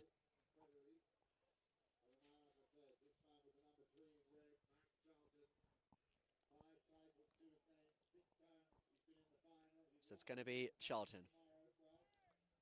Can he get his side in the lead for the first time today? Max Charlton, little half swing. It's looking just left from here, and it's wide to the left-hand side. So we remain tied at 1 goal all. Just under a minute and a half to go here in the opening of our 4 chukkers. And the ball comes in play now with Cedro Estrada. Coming to help him out is Balestigi. Oh, the umpires, I don't think they're going to be happy. Cedro Estrada, he thought he was nudged behind the saddle. After that, you saw him wave his stick in the air in protest. We saw a technical penalty given yesterday for the helicopter, and I think that is what is happening again. There's been a yellow flag as well given against him as well. So the helicopter appeal there by Cedro Estrada. The umpires were happy that the ride-off did not go against the rules. Cedro Estrada not happy, still not happy. But Mark Holmes is explaining to him exactly why, and I would imagine this one may be a little bit closer this time as well.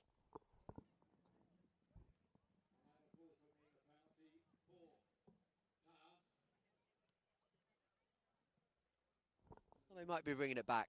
No, it's going to be a 40. So 40-yard penalty. Charlton took the last one. Not happy with the ball, it would seem. So just a little bit of a pause. I think the umpires are still also just explaining things behind the goal. And there is a new ball coming out now. And it gets placed on the 40-yard mark. So undefended.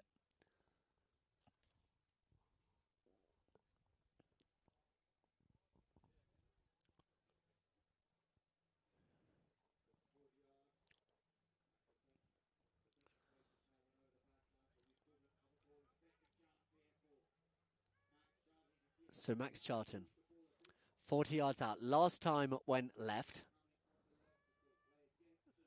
This time, he's just placed that ball to the right-hand side of the centre of the goal. Taking wind into consideration. Max Charlton along the ground. It's rolling just inside the goalpost, as close as it can be. And that will also put his side, Team Taos, in the lead for the first time today. 2-1 The team in red lead, and it looks like as well that is the end of the opening of our 4 chukkers. Players go off and change again. The first semi-final. It's Dylan and Cameron Bacon, the 2 captains of Team Towers, who lead 2-1.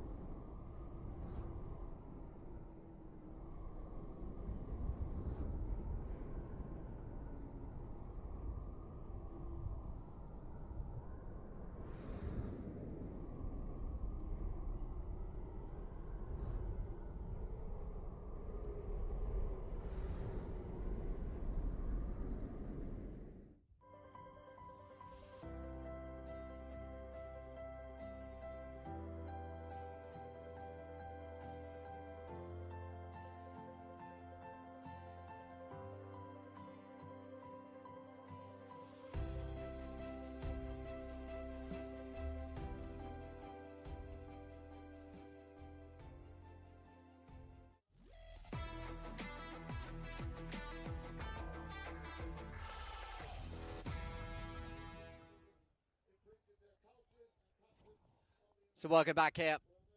Players making their way back out here for second of 4 chukkers. 2 goals for Max Charlton. The first one, a breathtaking run through the ground. The second one, a penalty from 40. Cedro Estrada, the 1 penalty for the Kushnap practice. Chris McKenzie, he spins it round to the left. Can we now see Chris McKenzie run? Greggy, he stretches the play at the front. Chris McKenzie stretches it back as it's still now here with the waiting Chris McKenzie. Stolen off them all by Charlton, who goes, and Charlton, as he's apt to do all this time, he just leaves the ball behind, and he's backed up by Bugatti. Near side backhand, superb play by Eduardo Greggy, as the backhand played again by Bugatti, looking to send Charlton back on his way, but Greggy read it perfectly. Eduardo Greggy. Lovely tail backhand played by Eduardo Greggy, but Dylan Bacon called off the play by Bugatti. Great play by Alfredo Bugatti. He's got Charlton behind him. He's got Cedro Estrada in front, and Cedro Estrada, he does enough initially, but sends it over his back line. So that will be a 40-yard corner for Team Taos.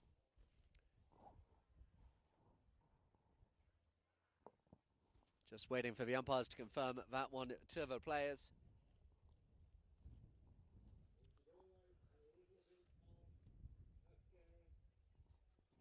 And it's going to be Max Charlton. They don't, of course, play in line with where the ball goes out of play. It's right there in front of the goal. So Max Charlton, you saw him move it to the right with the wind on the other side.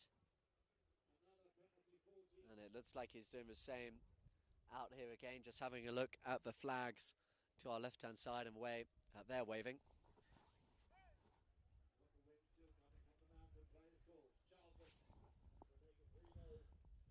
So Charlton, I want to say he didn't look overly confident stepping up to it. It was very hard to read where that wind was going, but it goes to the left. And it's going to be here now. Ball on the back line. Taken to the right. Oh, look at Cedro Estrada. He had a little bit of a gap, but the ball, it didn't do him any favours there, so he's got to go back on himself, and they're still right in front of their own goal. Bugatti, he's interested, but Cedro Estrada, the 2 7-goal players from Argentina coming together. Eduardo Greggy with the tap. In there is Cameron Bacon and Bugatti. Bugatti spins it back round. Charlton, he gets involved as well. It's getting scrappy out here in this second chukker now. Chris McKenzie looking to bring it away. Sent back to him by Cedro Estrada. McKenzie, he's got it. Greggy now looking to get a touch on the ball and taking it up towards the halfway line. Cedro Estrada picks it up behind them all, and Cedro Estrada now taking on Charlton and Bugatti. In comes Charlton. Balestighi, he is there as he now takes it out towards the boards and picks it up again now as still the Kushner practice. They go. Francisco Balestighi, he leaves the ball behind. Charlton dummies the backhand and he takes it round by himself here. Max Charlton has a look down the ground. Has he got any support out in front of him? We've got Just under 4.5 minutes to go still in this second chukker as Bacon picks it up. Dylan Bacon up high against the boards into the crowd, and they will go back to the centre of the ground for a roll in.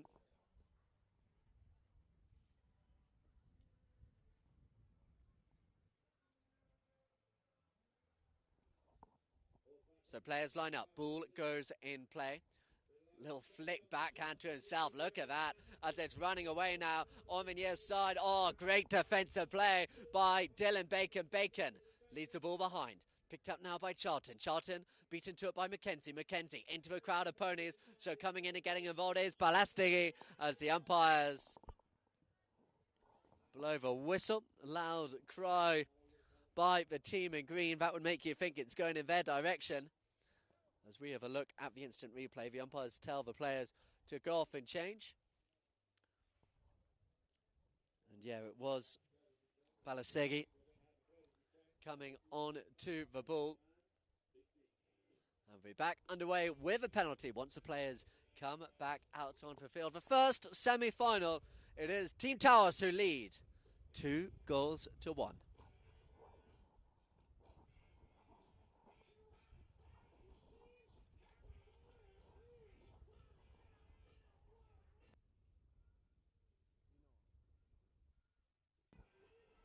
Of course, thankful to all of our sponsors as well here on Polo Line TV who make all of this possible. Clinova, one of our main sponsors around the world as we travel, bringing you the finest action. No matter the country, no matter the continent, we are there bringing you polo from all around the world. And this one of our favourite occasions. The Snow Polo World Cup, the 40th year of the tournament here in St. Moritz. Beginning to welcome audiences as well from over across the Atlantic, in the US, over in Argentina as well.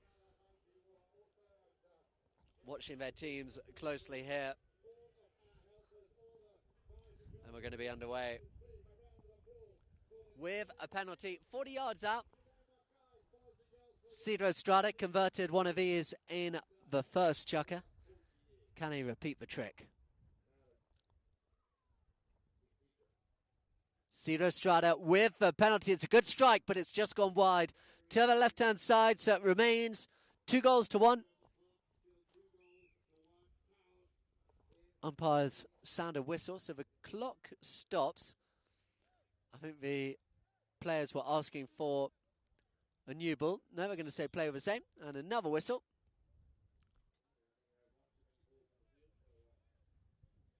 And they do eventually say go with the new ball.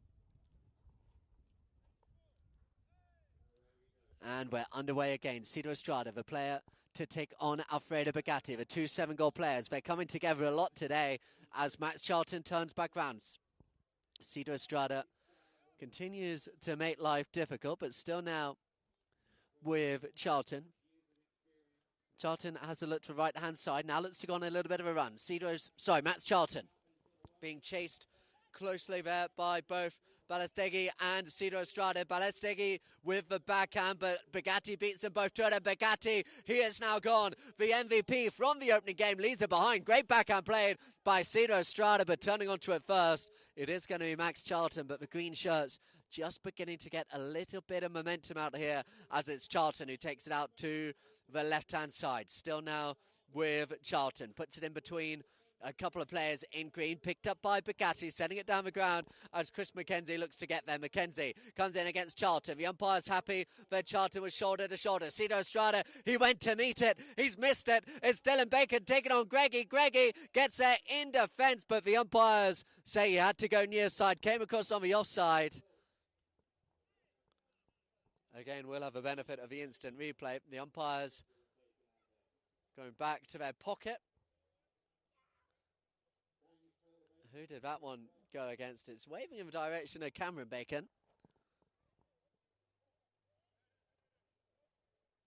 The umpires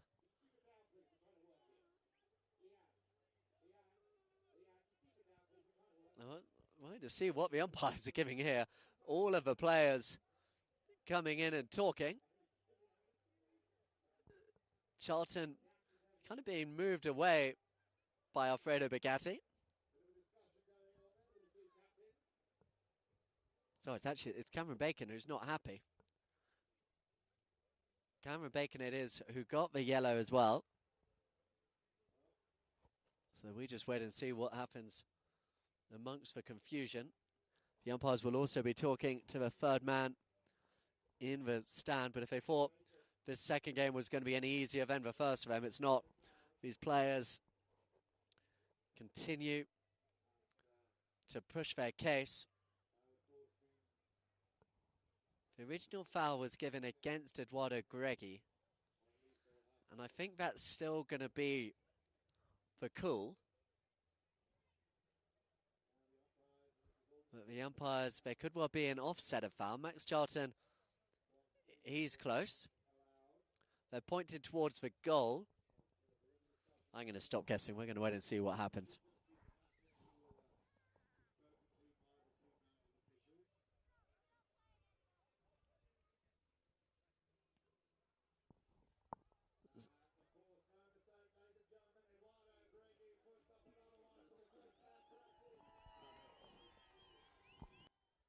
No, just to add for confusion, I think Eduardo Greggi put the ball through the goal, but I don't think it's a goal.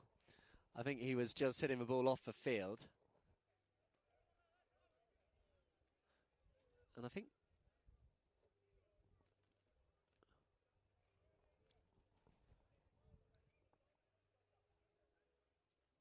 still the players talk. Charles Seville has the players surrounding him. Mark Holmes in the centre.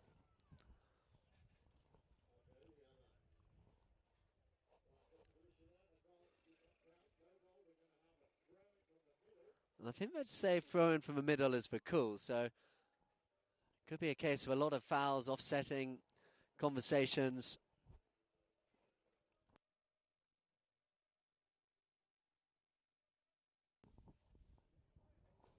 And throw-in is the ultimate call. So I think just for one yellow was given there against Cameron Bacon.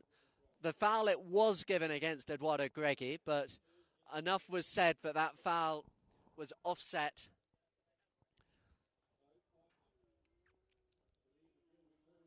I mean, like I mentioned, the confusion just added to by the fact that the ball sportingly hit off the ground.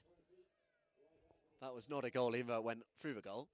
So we are back underway after all of that. It's as we stand. It's from the centre, and Charlton sends it back out over as well. So we go back to the centre again. So 2-1. That is the story that was written after all of that. As it comes now. Ball back here with Charlton. Charlton, clear green is the call. So Max Charlton looks to get going. Eduardo Greggi just came in, had a little bit of a shake, and he did enough to put Charlton off the play. Across now comes Bugatti. Bugatti has Dylan Bacon in front of him, couldn't find contact. Max Charlton, he can and more as Charlton now takes on Mackenzie. Mackenzie, good play there by Dylan Bacon, taking Mackenzie out and giving it back now to Charlton. Bugatti came again, and the umpires, they're going to have to get control of proceedings out here pretty quickly.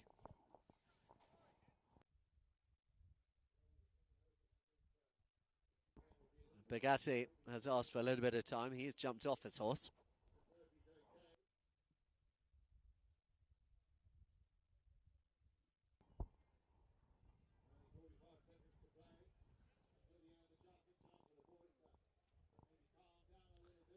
So we're heading towards the end of this second chukka in a game.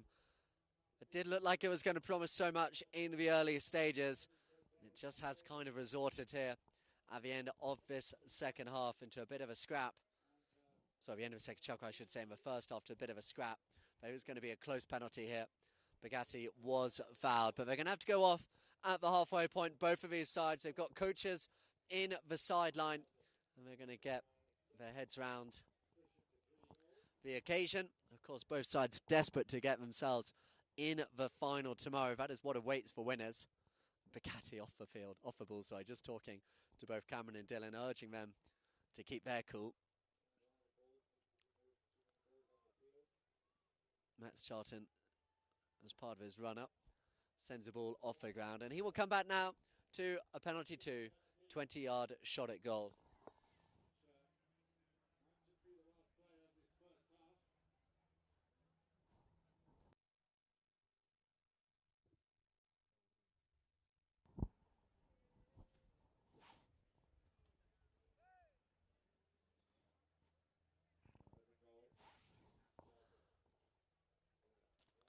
So Charlton, who's been here time and time again from this distance, scores the goal. So it is now 3-1 in favour of Team Taos. And they come back for centre. We'll see if we have time for some more play in this first half. The second chukker, there goes the bell. And that does bring the first half to a close. It hasn't been the most open of second chukkers, but it is. The team in red, Dylan and Cameron Bacon, they lead this game 3-1. We'll be back for the second half in just a couple of minutes.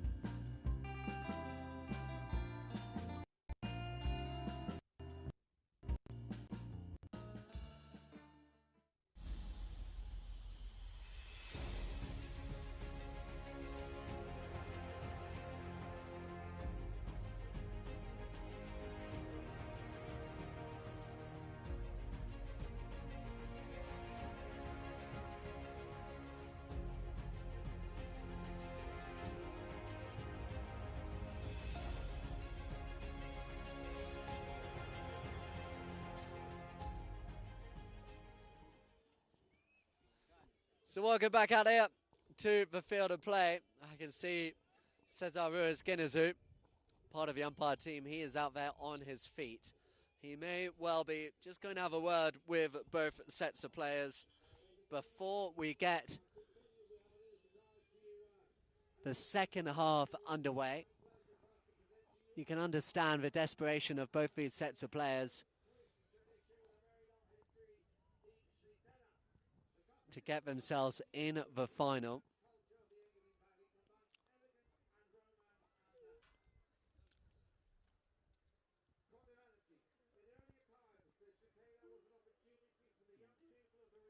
So the players making their way out here back to the centre. The third of our 4 chukkers. Team Taos with the lead. Max Charlton, all 3 goals to them. One, a breathtaking open goal out the field. The other 2 penalties. And the umpires straight away blow the whistle. And we are back underway. Let's see what this third chukker brings us. As Bacon fighting hard there and does really well against Chris McKenzie, but it's gone back.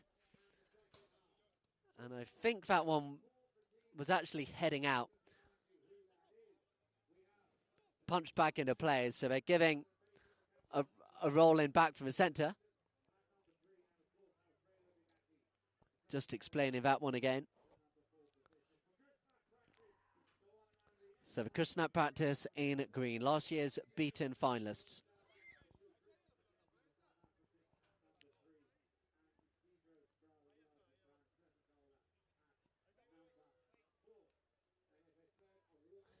So the ball goes in play. Chris McKenzie is the player right underneath the Polo line tower here. In now comes Balotelli. Balotelli with the ball now. He leaves it for Strada. Cedro Strada takes it to the left-hand side. To the right-hand side now of Alfredo Bagatti. Still now with Cedro Strada. Strada takes it to the left. Waiting with him there. Coming across on the near side is Max Charlton. Chris McKenzie picks it up. Bagatti and Charlton in front of him. And the umpires, I don't think they're going to like the angle in which Max Charlton came in on that one. McKenzie, he was running through to the goal. Let's just wait and see if the commentator's guess was right as he comes through now. You see here Chris McKenzie just taking control of the ball. Charlton reached across a couple of players to try and get the hook, and the umpires, they will give a close penalty here in favour of the green shirts. So a chance to bring it back to a 1-goal game. Penalty 2, 20 yards out. Cedro Strada, you'd imagine, will be the player to take.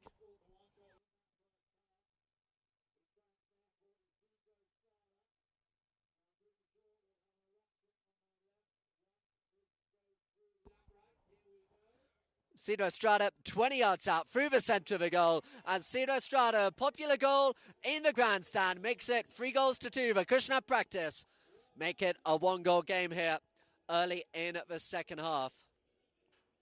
Now let's have a watch which way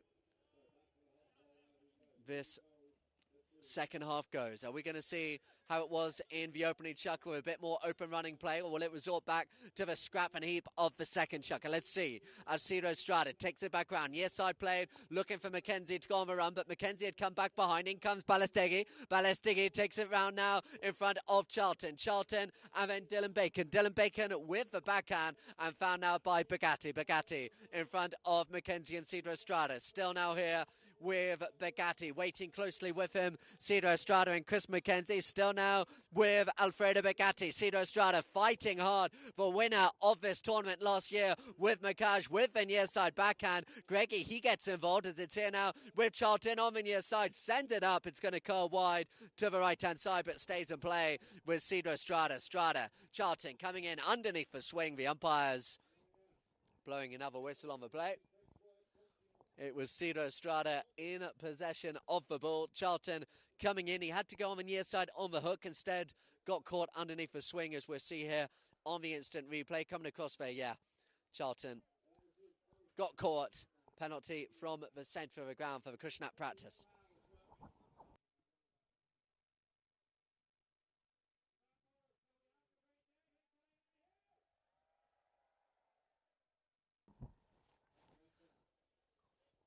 So the crowd beginning to really get involved on the far side as well. Entertainment really is something to see here. We play live music into the evening as well. The big gala dinner for the players and VIPs this evening as well. One of the highlights of the long weekend for all involved. And one of his sides will be in the showpiece final come tomorrow as well. Is it fair with Strada? Oh, he saw Balestegui had got away there from Dylan Bacon. Dylan Bacon, though, just got back in time. Charlton, he takes it back. I think that one's going to go back unless Charlton can save it. No, he had a good go, but it's up over the back line. And the horse stops before it goes out, but it's going to be a penalty, 40 yards out, a corner, but directly in front of the goal.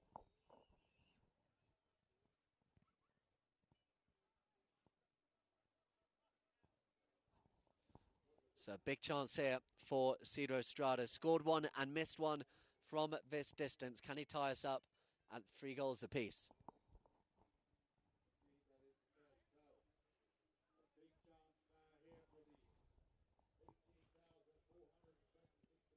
Eduardo Greggi showing me the messages he sends his team. It was simple. Veni Vidi Vici was the instruction to his team in the WhatsApp group message beforehand. Give everything you have. Get themselves in the final for a second year in a row.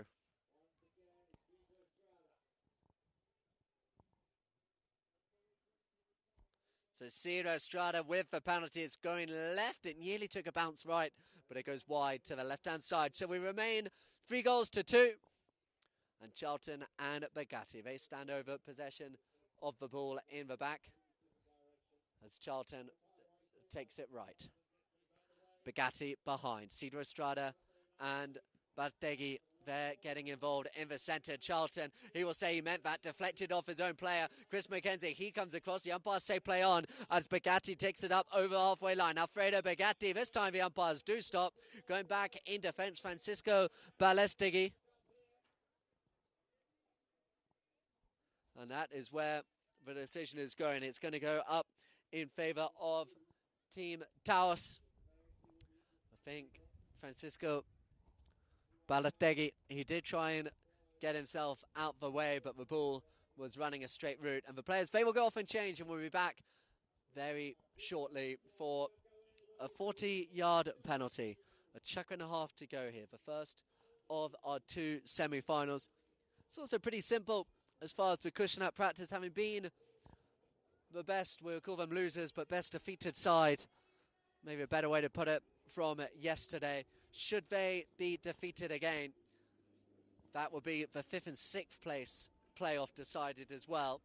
The way it works, of course, the winners of the semi-finals, they go through to the final. The 2 losers of the semi-finals, they will be compared to the game that took place earlier on today, where FlexJet defeated Makaj. So Makaj, 2 games, 2 defeats, so they are in that 5th, 6th place playoff. If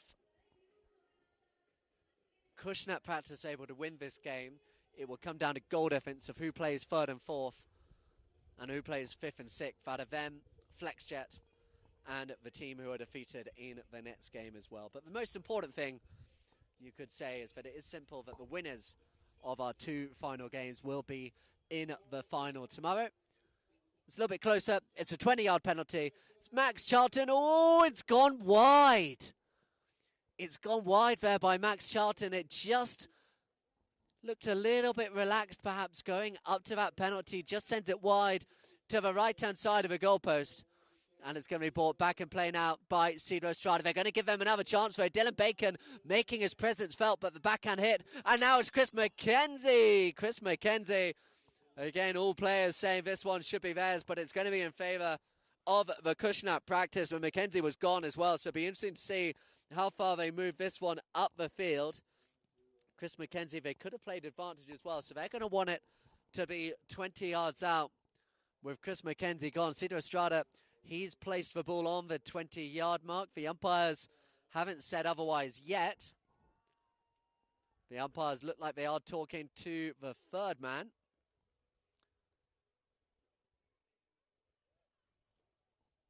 And we wait and see. It does look like it's going to be a 20-yard penalty. Chris McKenzie was gone. And they move it up close towards that goal. And this will tie us up if Cedro Estrada can get it through the goalposts.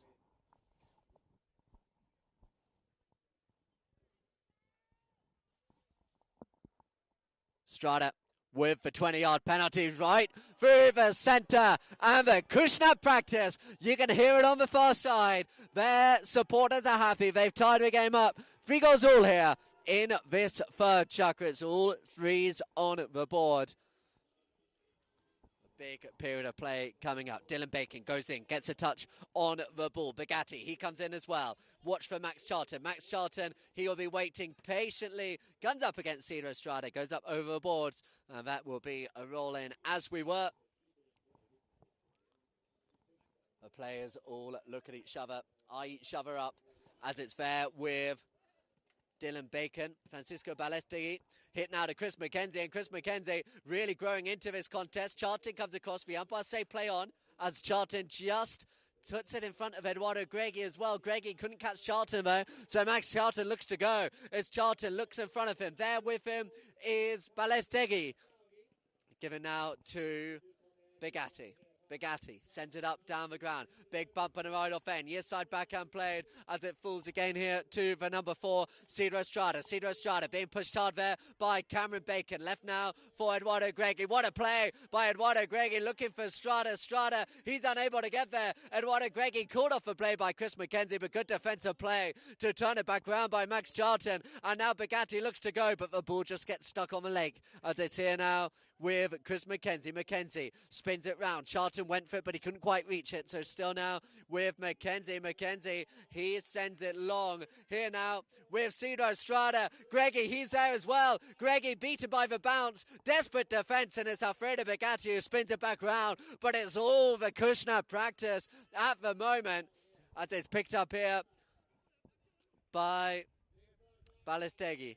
Ballestegui. Bit here by Chris McKenzie. McKenzie, near side backhand played again for Francisco Ballestegui. There is Cameron Bacon. He's got to get out the way quickly, which he does. The shot played by Bugatti, looking now for Dylan Bacon. Dylan Bacon looking to get running here, up against the sponsor boards, going there against World Polo League, who we will see in the 2nd semi-final later on this afternoon. But who is going to win out of these 2? It is anybody's guess right now. Now here, taken forward by Cedro Estrada, that was. Left behind. Chris McKenzie, he's there, just steals it away from Charlton. Chris McKenzie, so calm on the play. Chris McKenzie, Cameron Bacon got caught. The whistle is blown, and this one's going to go in favour of the Kushnap practice. We'll see on the instant replay, but Chris McKenzie, he's so good at just swooping in the back, takes control of the ball. Cameron Bacon, Charlton as well, but it was Cameron Bacon who came across. And this one's going to be a penalty shot. Now, where are they going to place it? It's closer than the last one, but there were a lot more defenders in front, so it's by certainly no means a given they'll move it beyond the 40. Alfredo Begatti protesting that should be the case, I think. Mark Holmes won't be too interested. And it does look like it's going to be a 20-yard penalty. So having been 3 goals to 1 down, this could be 3 unanswered goals in this chukker for the Kushnap practice.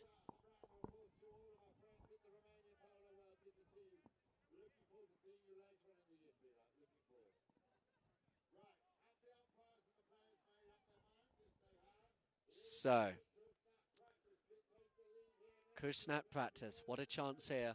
Cedro Estrada with the penalty. He looks happy, he turns around. The goal is scored. Cedro Estrada, the winner last year with Team Macaj. He makes it count once again, and that is 4 goals to 3. The umpires just wait. It looks like Eduardo Greggy had spotted a loose shoe on the ground. The bell is gone. That will be the end of the chukker. So 1 left in our opening semi-final. Eduardo Greggy goes out to pump up the crowd even more as if they need it. We will be back for the 4th chukker. The Kushnap practice lead Team Taos 4 goals to 3.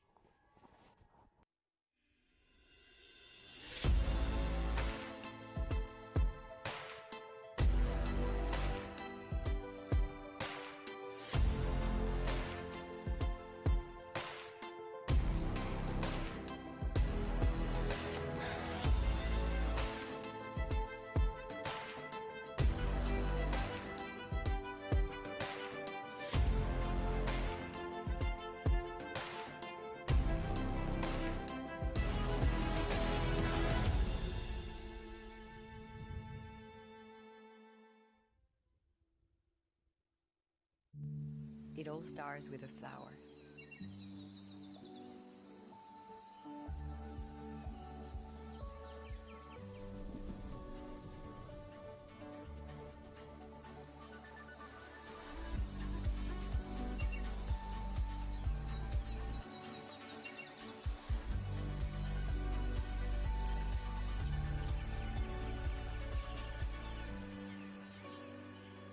Fill your world with wonder.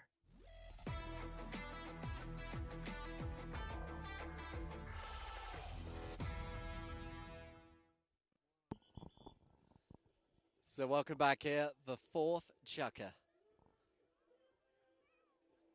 4 goals to 3. Taos, the big winners from yesterday. They trail to the Kushnap practice.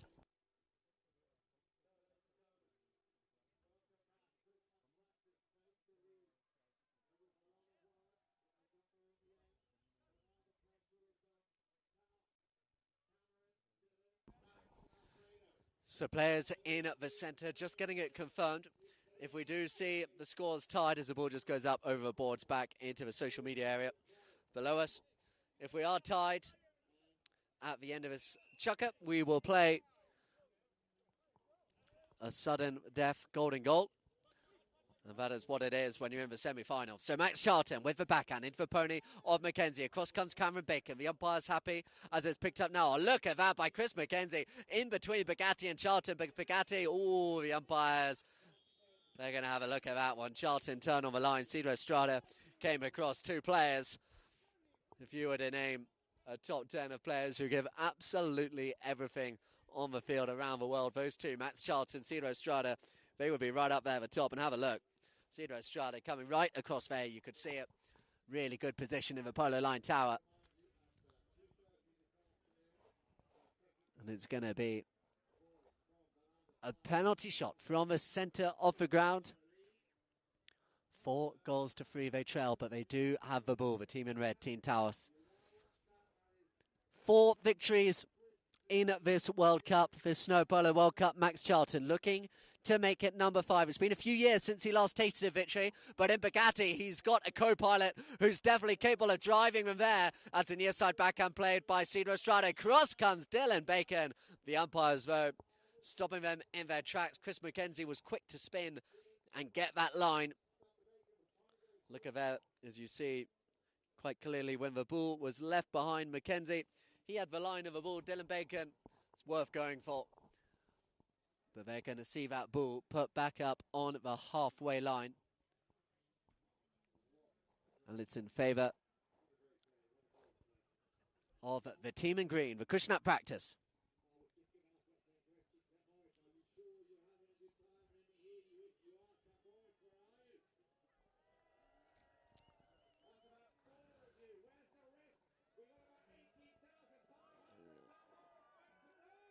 So ball in the centre of the ground. Eduardo Greggy, I think, just asking for a little bit of time. Next game due to get underway, 2:15.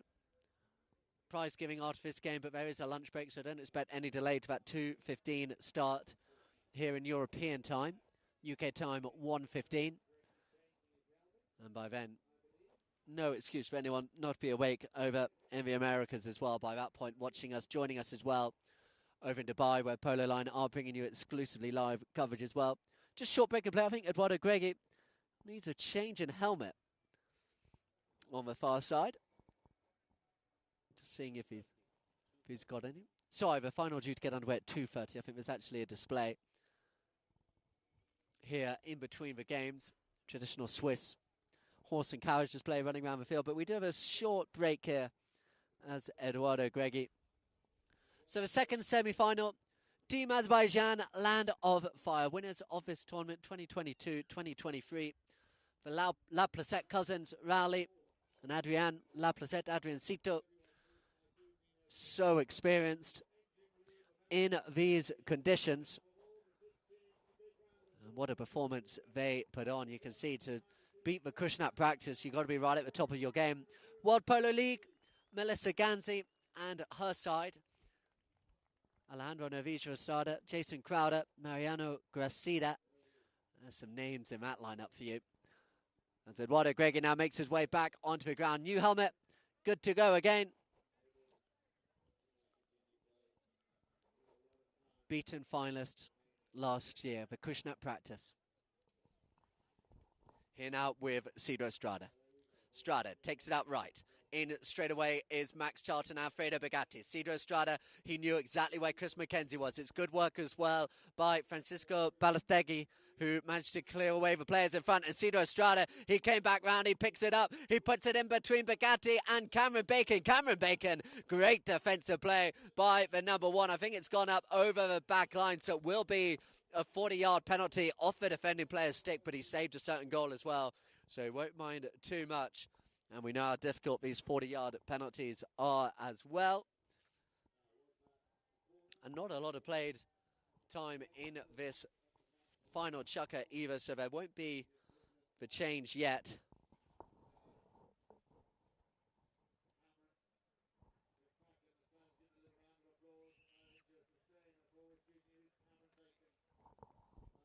I think Cameron also took a little bit of a tumble behind the goal as well as he went across. But he is back up. So Eduardo Greggy standing close by, just having words with his 7-goal teammate Cedro Estrada. He was going against them last year. Cedro Estrada part of that Makaj side.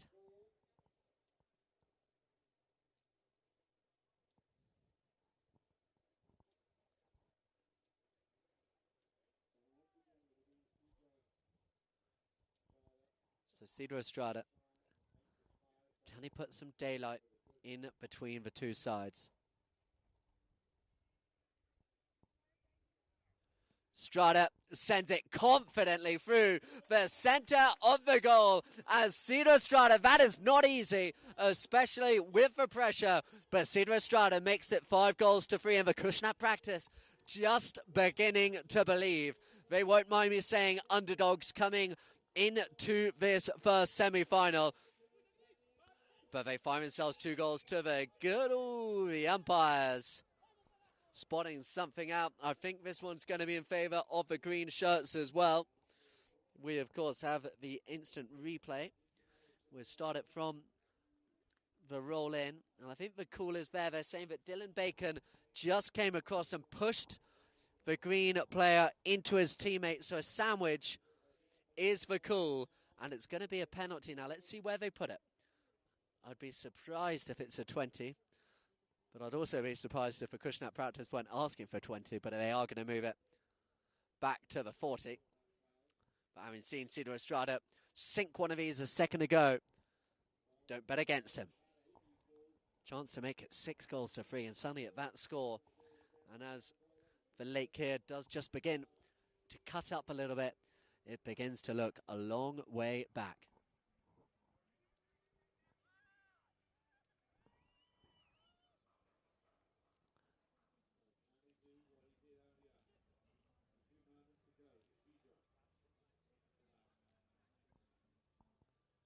Cedar Estrada steps up, looking confident, hits it hard, hits it straight through the centre again. 6 goals to 3.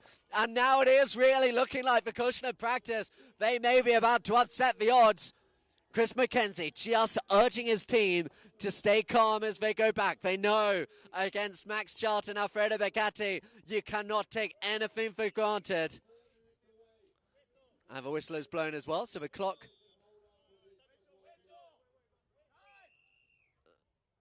the clock, it will stop. Just reminded to do so as well by the red shirts. So players waiting patiently underneath the tower. Stand back. The umpires will wait as long as they want. The whistle has gone, so the clock did stop, and it's here now. Who's going to get it? The team in red, they need it, and they do have it as well with Cameron Bacon. Cedar Estrada now, watch how conservatively that number 4 in green will play, making sure that nothing can get through. Oh, look at that by Cameron Bacon. He's put it on the plate for Dylan Bacon. Was that through or was it wide? I think it was wide. That was the chance. Cameron Bacon putting it up there for his younger brother, Dylan Bacon, but it goes wide right. And it's going to be in favour of the Acushnet practice. They will go off and change. 6 goals to 3. Acushnet practice, they lead. Big smiles on their face at the moment, but Chris McKenzie will be reminding Eduardo Gregg as they go off the field. They're not there yet. They've got to stay strict in these final 3 minutes. I mentioned there, you will expect to see now Cedar Estrada. He will switch to conservative in these final 3 minutes, just making sure that the speed, the power of Team Towers doesn't come back into consideration. What a final 3 minutes we have in store. They need a goal a minute, the team in red. Can they do it?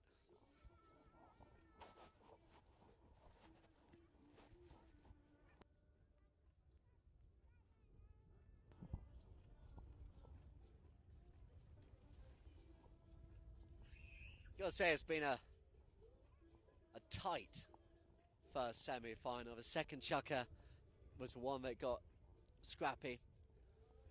It got a little bit too much whistle. The players fighting for every inch, but since then it has opened up a bit.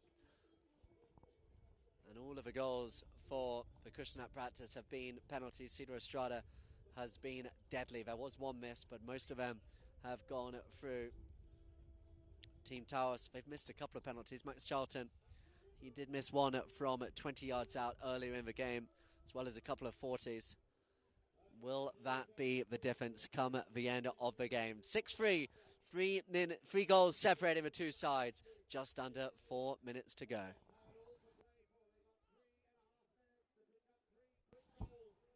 There's time. We nearly saw in the last game Makaj come back big at the end. But the Acushnet practice. Bringing the ball into play. Charlton goes into defend from the front, but the umpires straight away blow the whistle on the ground as Cedar Estrada comes through. And it is going to be a penalty from the centre of the field. So we have a look on the instant replay. Charlton coming across, you can see clearly there in his attempts to get the ball, just drawing the whistle. And it just takes it, most importantly, up to the Kushnap practice, up towards that goal.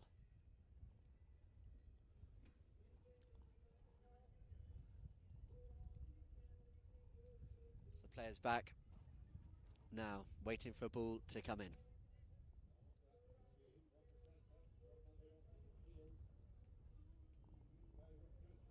Charlton continuing to talk to the umpire, Mark Holmes.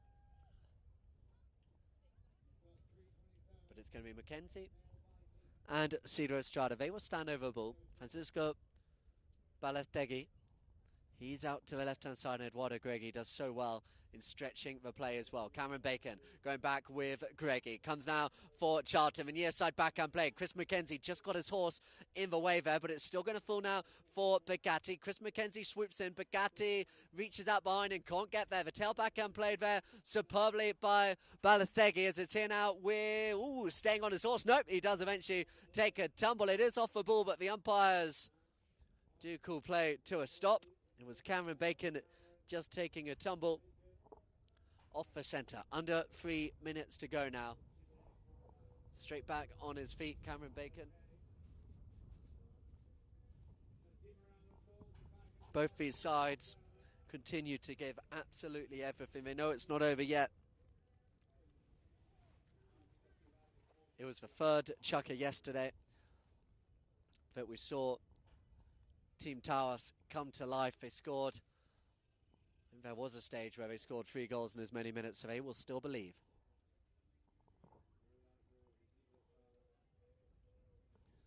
Running down the field as well when the play was stopped, so it will go straight back into possession of Team Tawas, and Max Charlton taps the ball.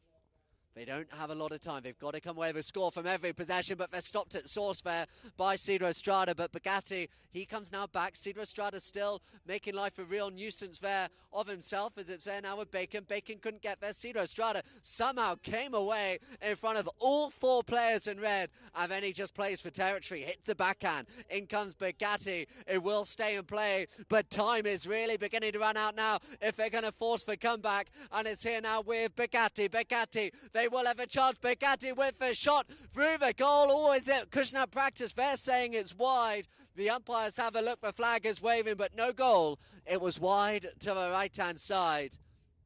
And with that, you would say, goes perhaps the final chance of taking this one to the death. It's been 5 unanswered goals since the end of the first chukker in favour of the Kushnap practice. And it is that story that will lead them towards the final tomorrow, barring a miraculous comeback now from the team in red. It's there now with Francisco Balategui. The crowd, the green crowd in the white jackets begin to cheer again. They know their side is close. 100 Kushnap practice employees here today watching Eduardo Greggy, the team captain, and his side getting closer and closer to that final. But Max Charlton, he still wants to make this one interesting towards the end. It's going to fall now for Bugatti. Bugatti, can he make it count this time round? There in defence is Eduardo Greggy. Big defensive play by Greggy. Cameron Bacon comes through, takes the goalpost. I think gets a score, but there may have been a whistle. The umpires have blown a whistle. Now, this could be a penalty one. If that is the case.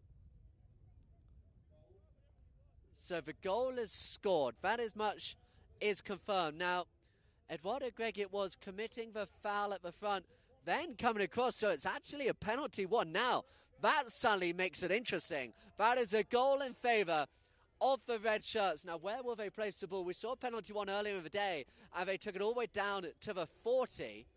But there was a lot of talk on that occasion as well. So they're going to be the team in green, just making sure they stay quiet, don't get any further penalty against. And it will be a penalty from the centre, but they will still believe the team in red. They don't change direction, so they will go back the same way But 2 goals now.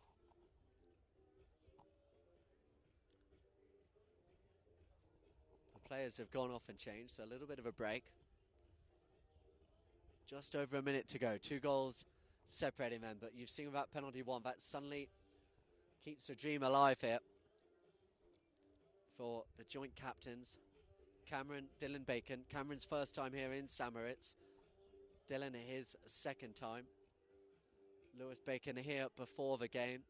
The family, the owners of the amazing Taos Resort over in New Mexico.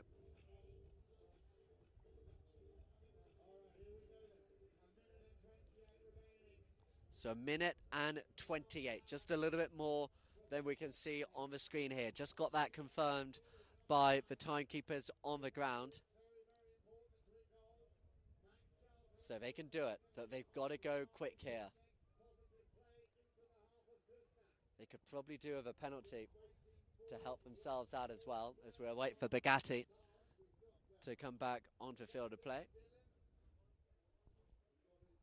Not quite sure, just having a look into the pony lines, whether he's just being seen to a little bit.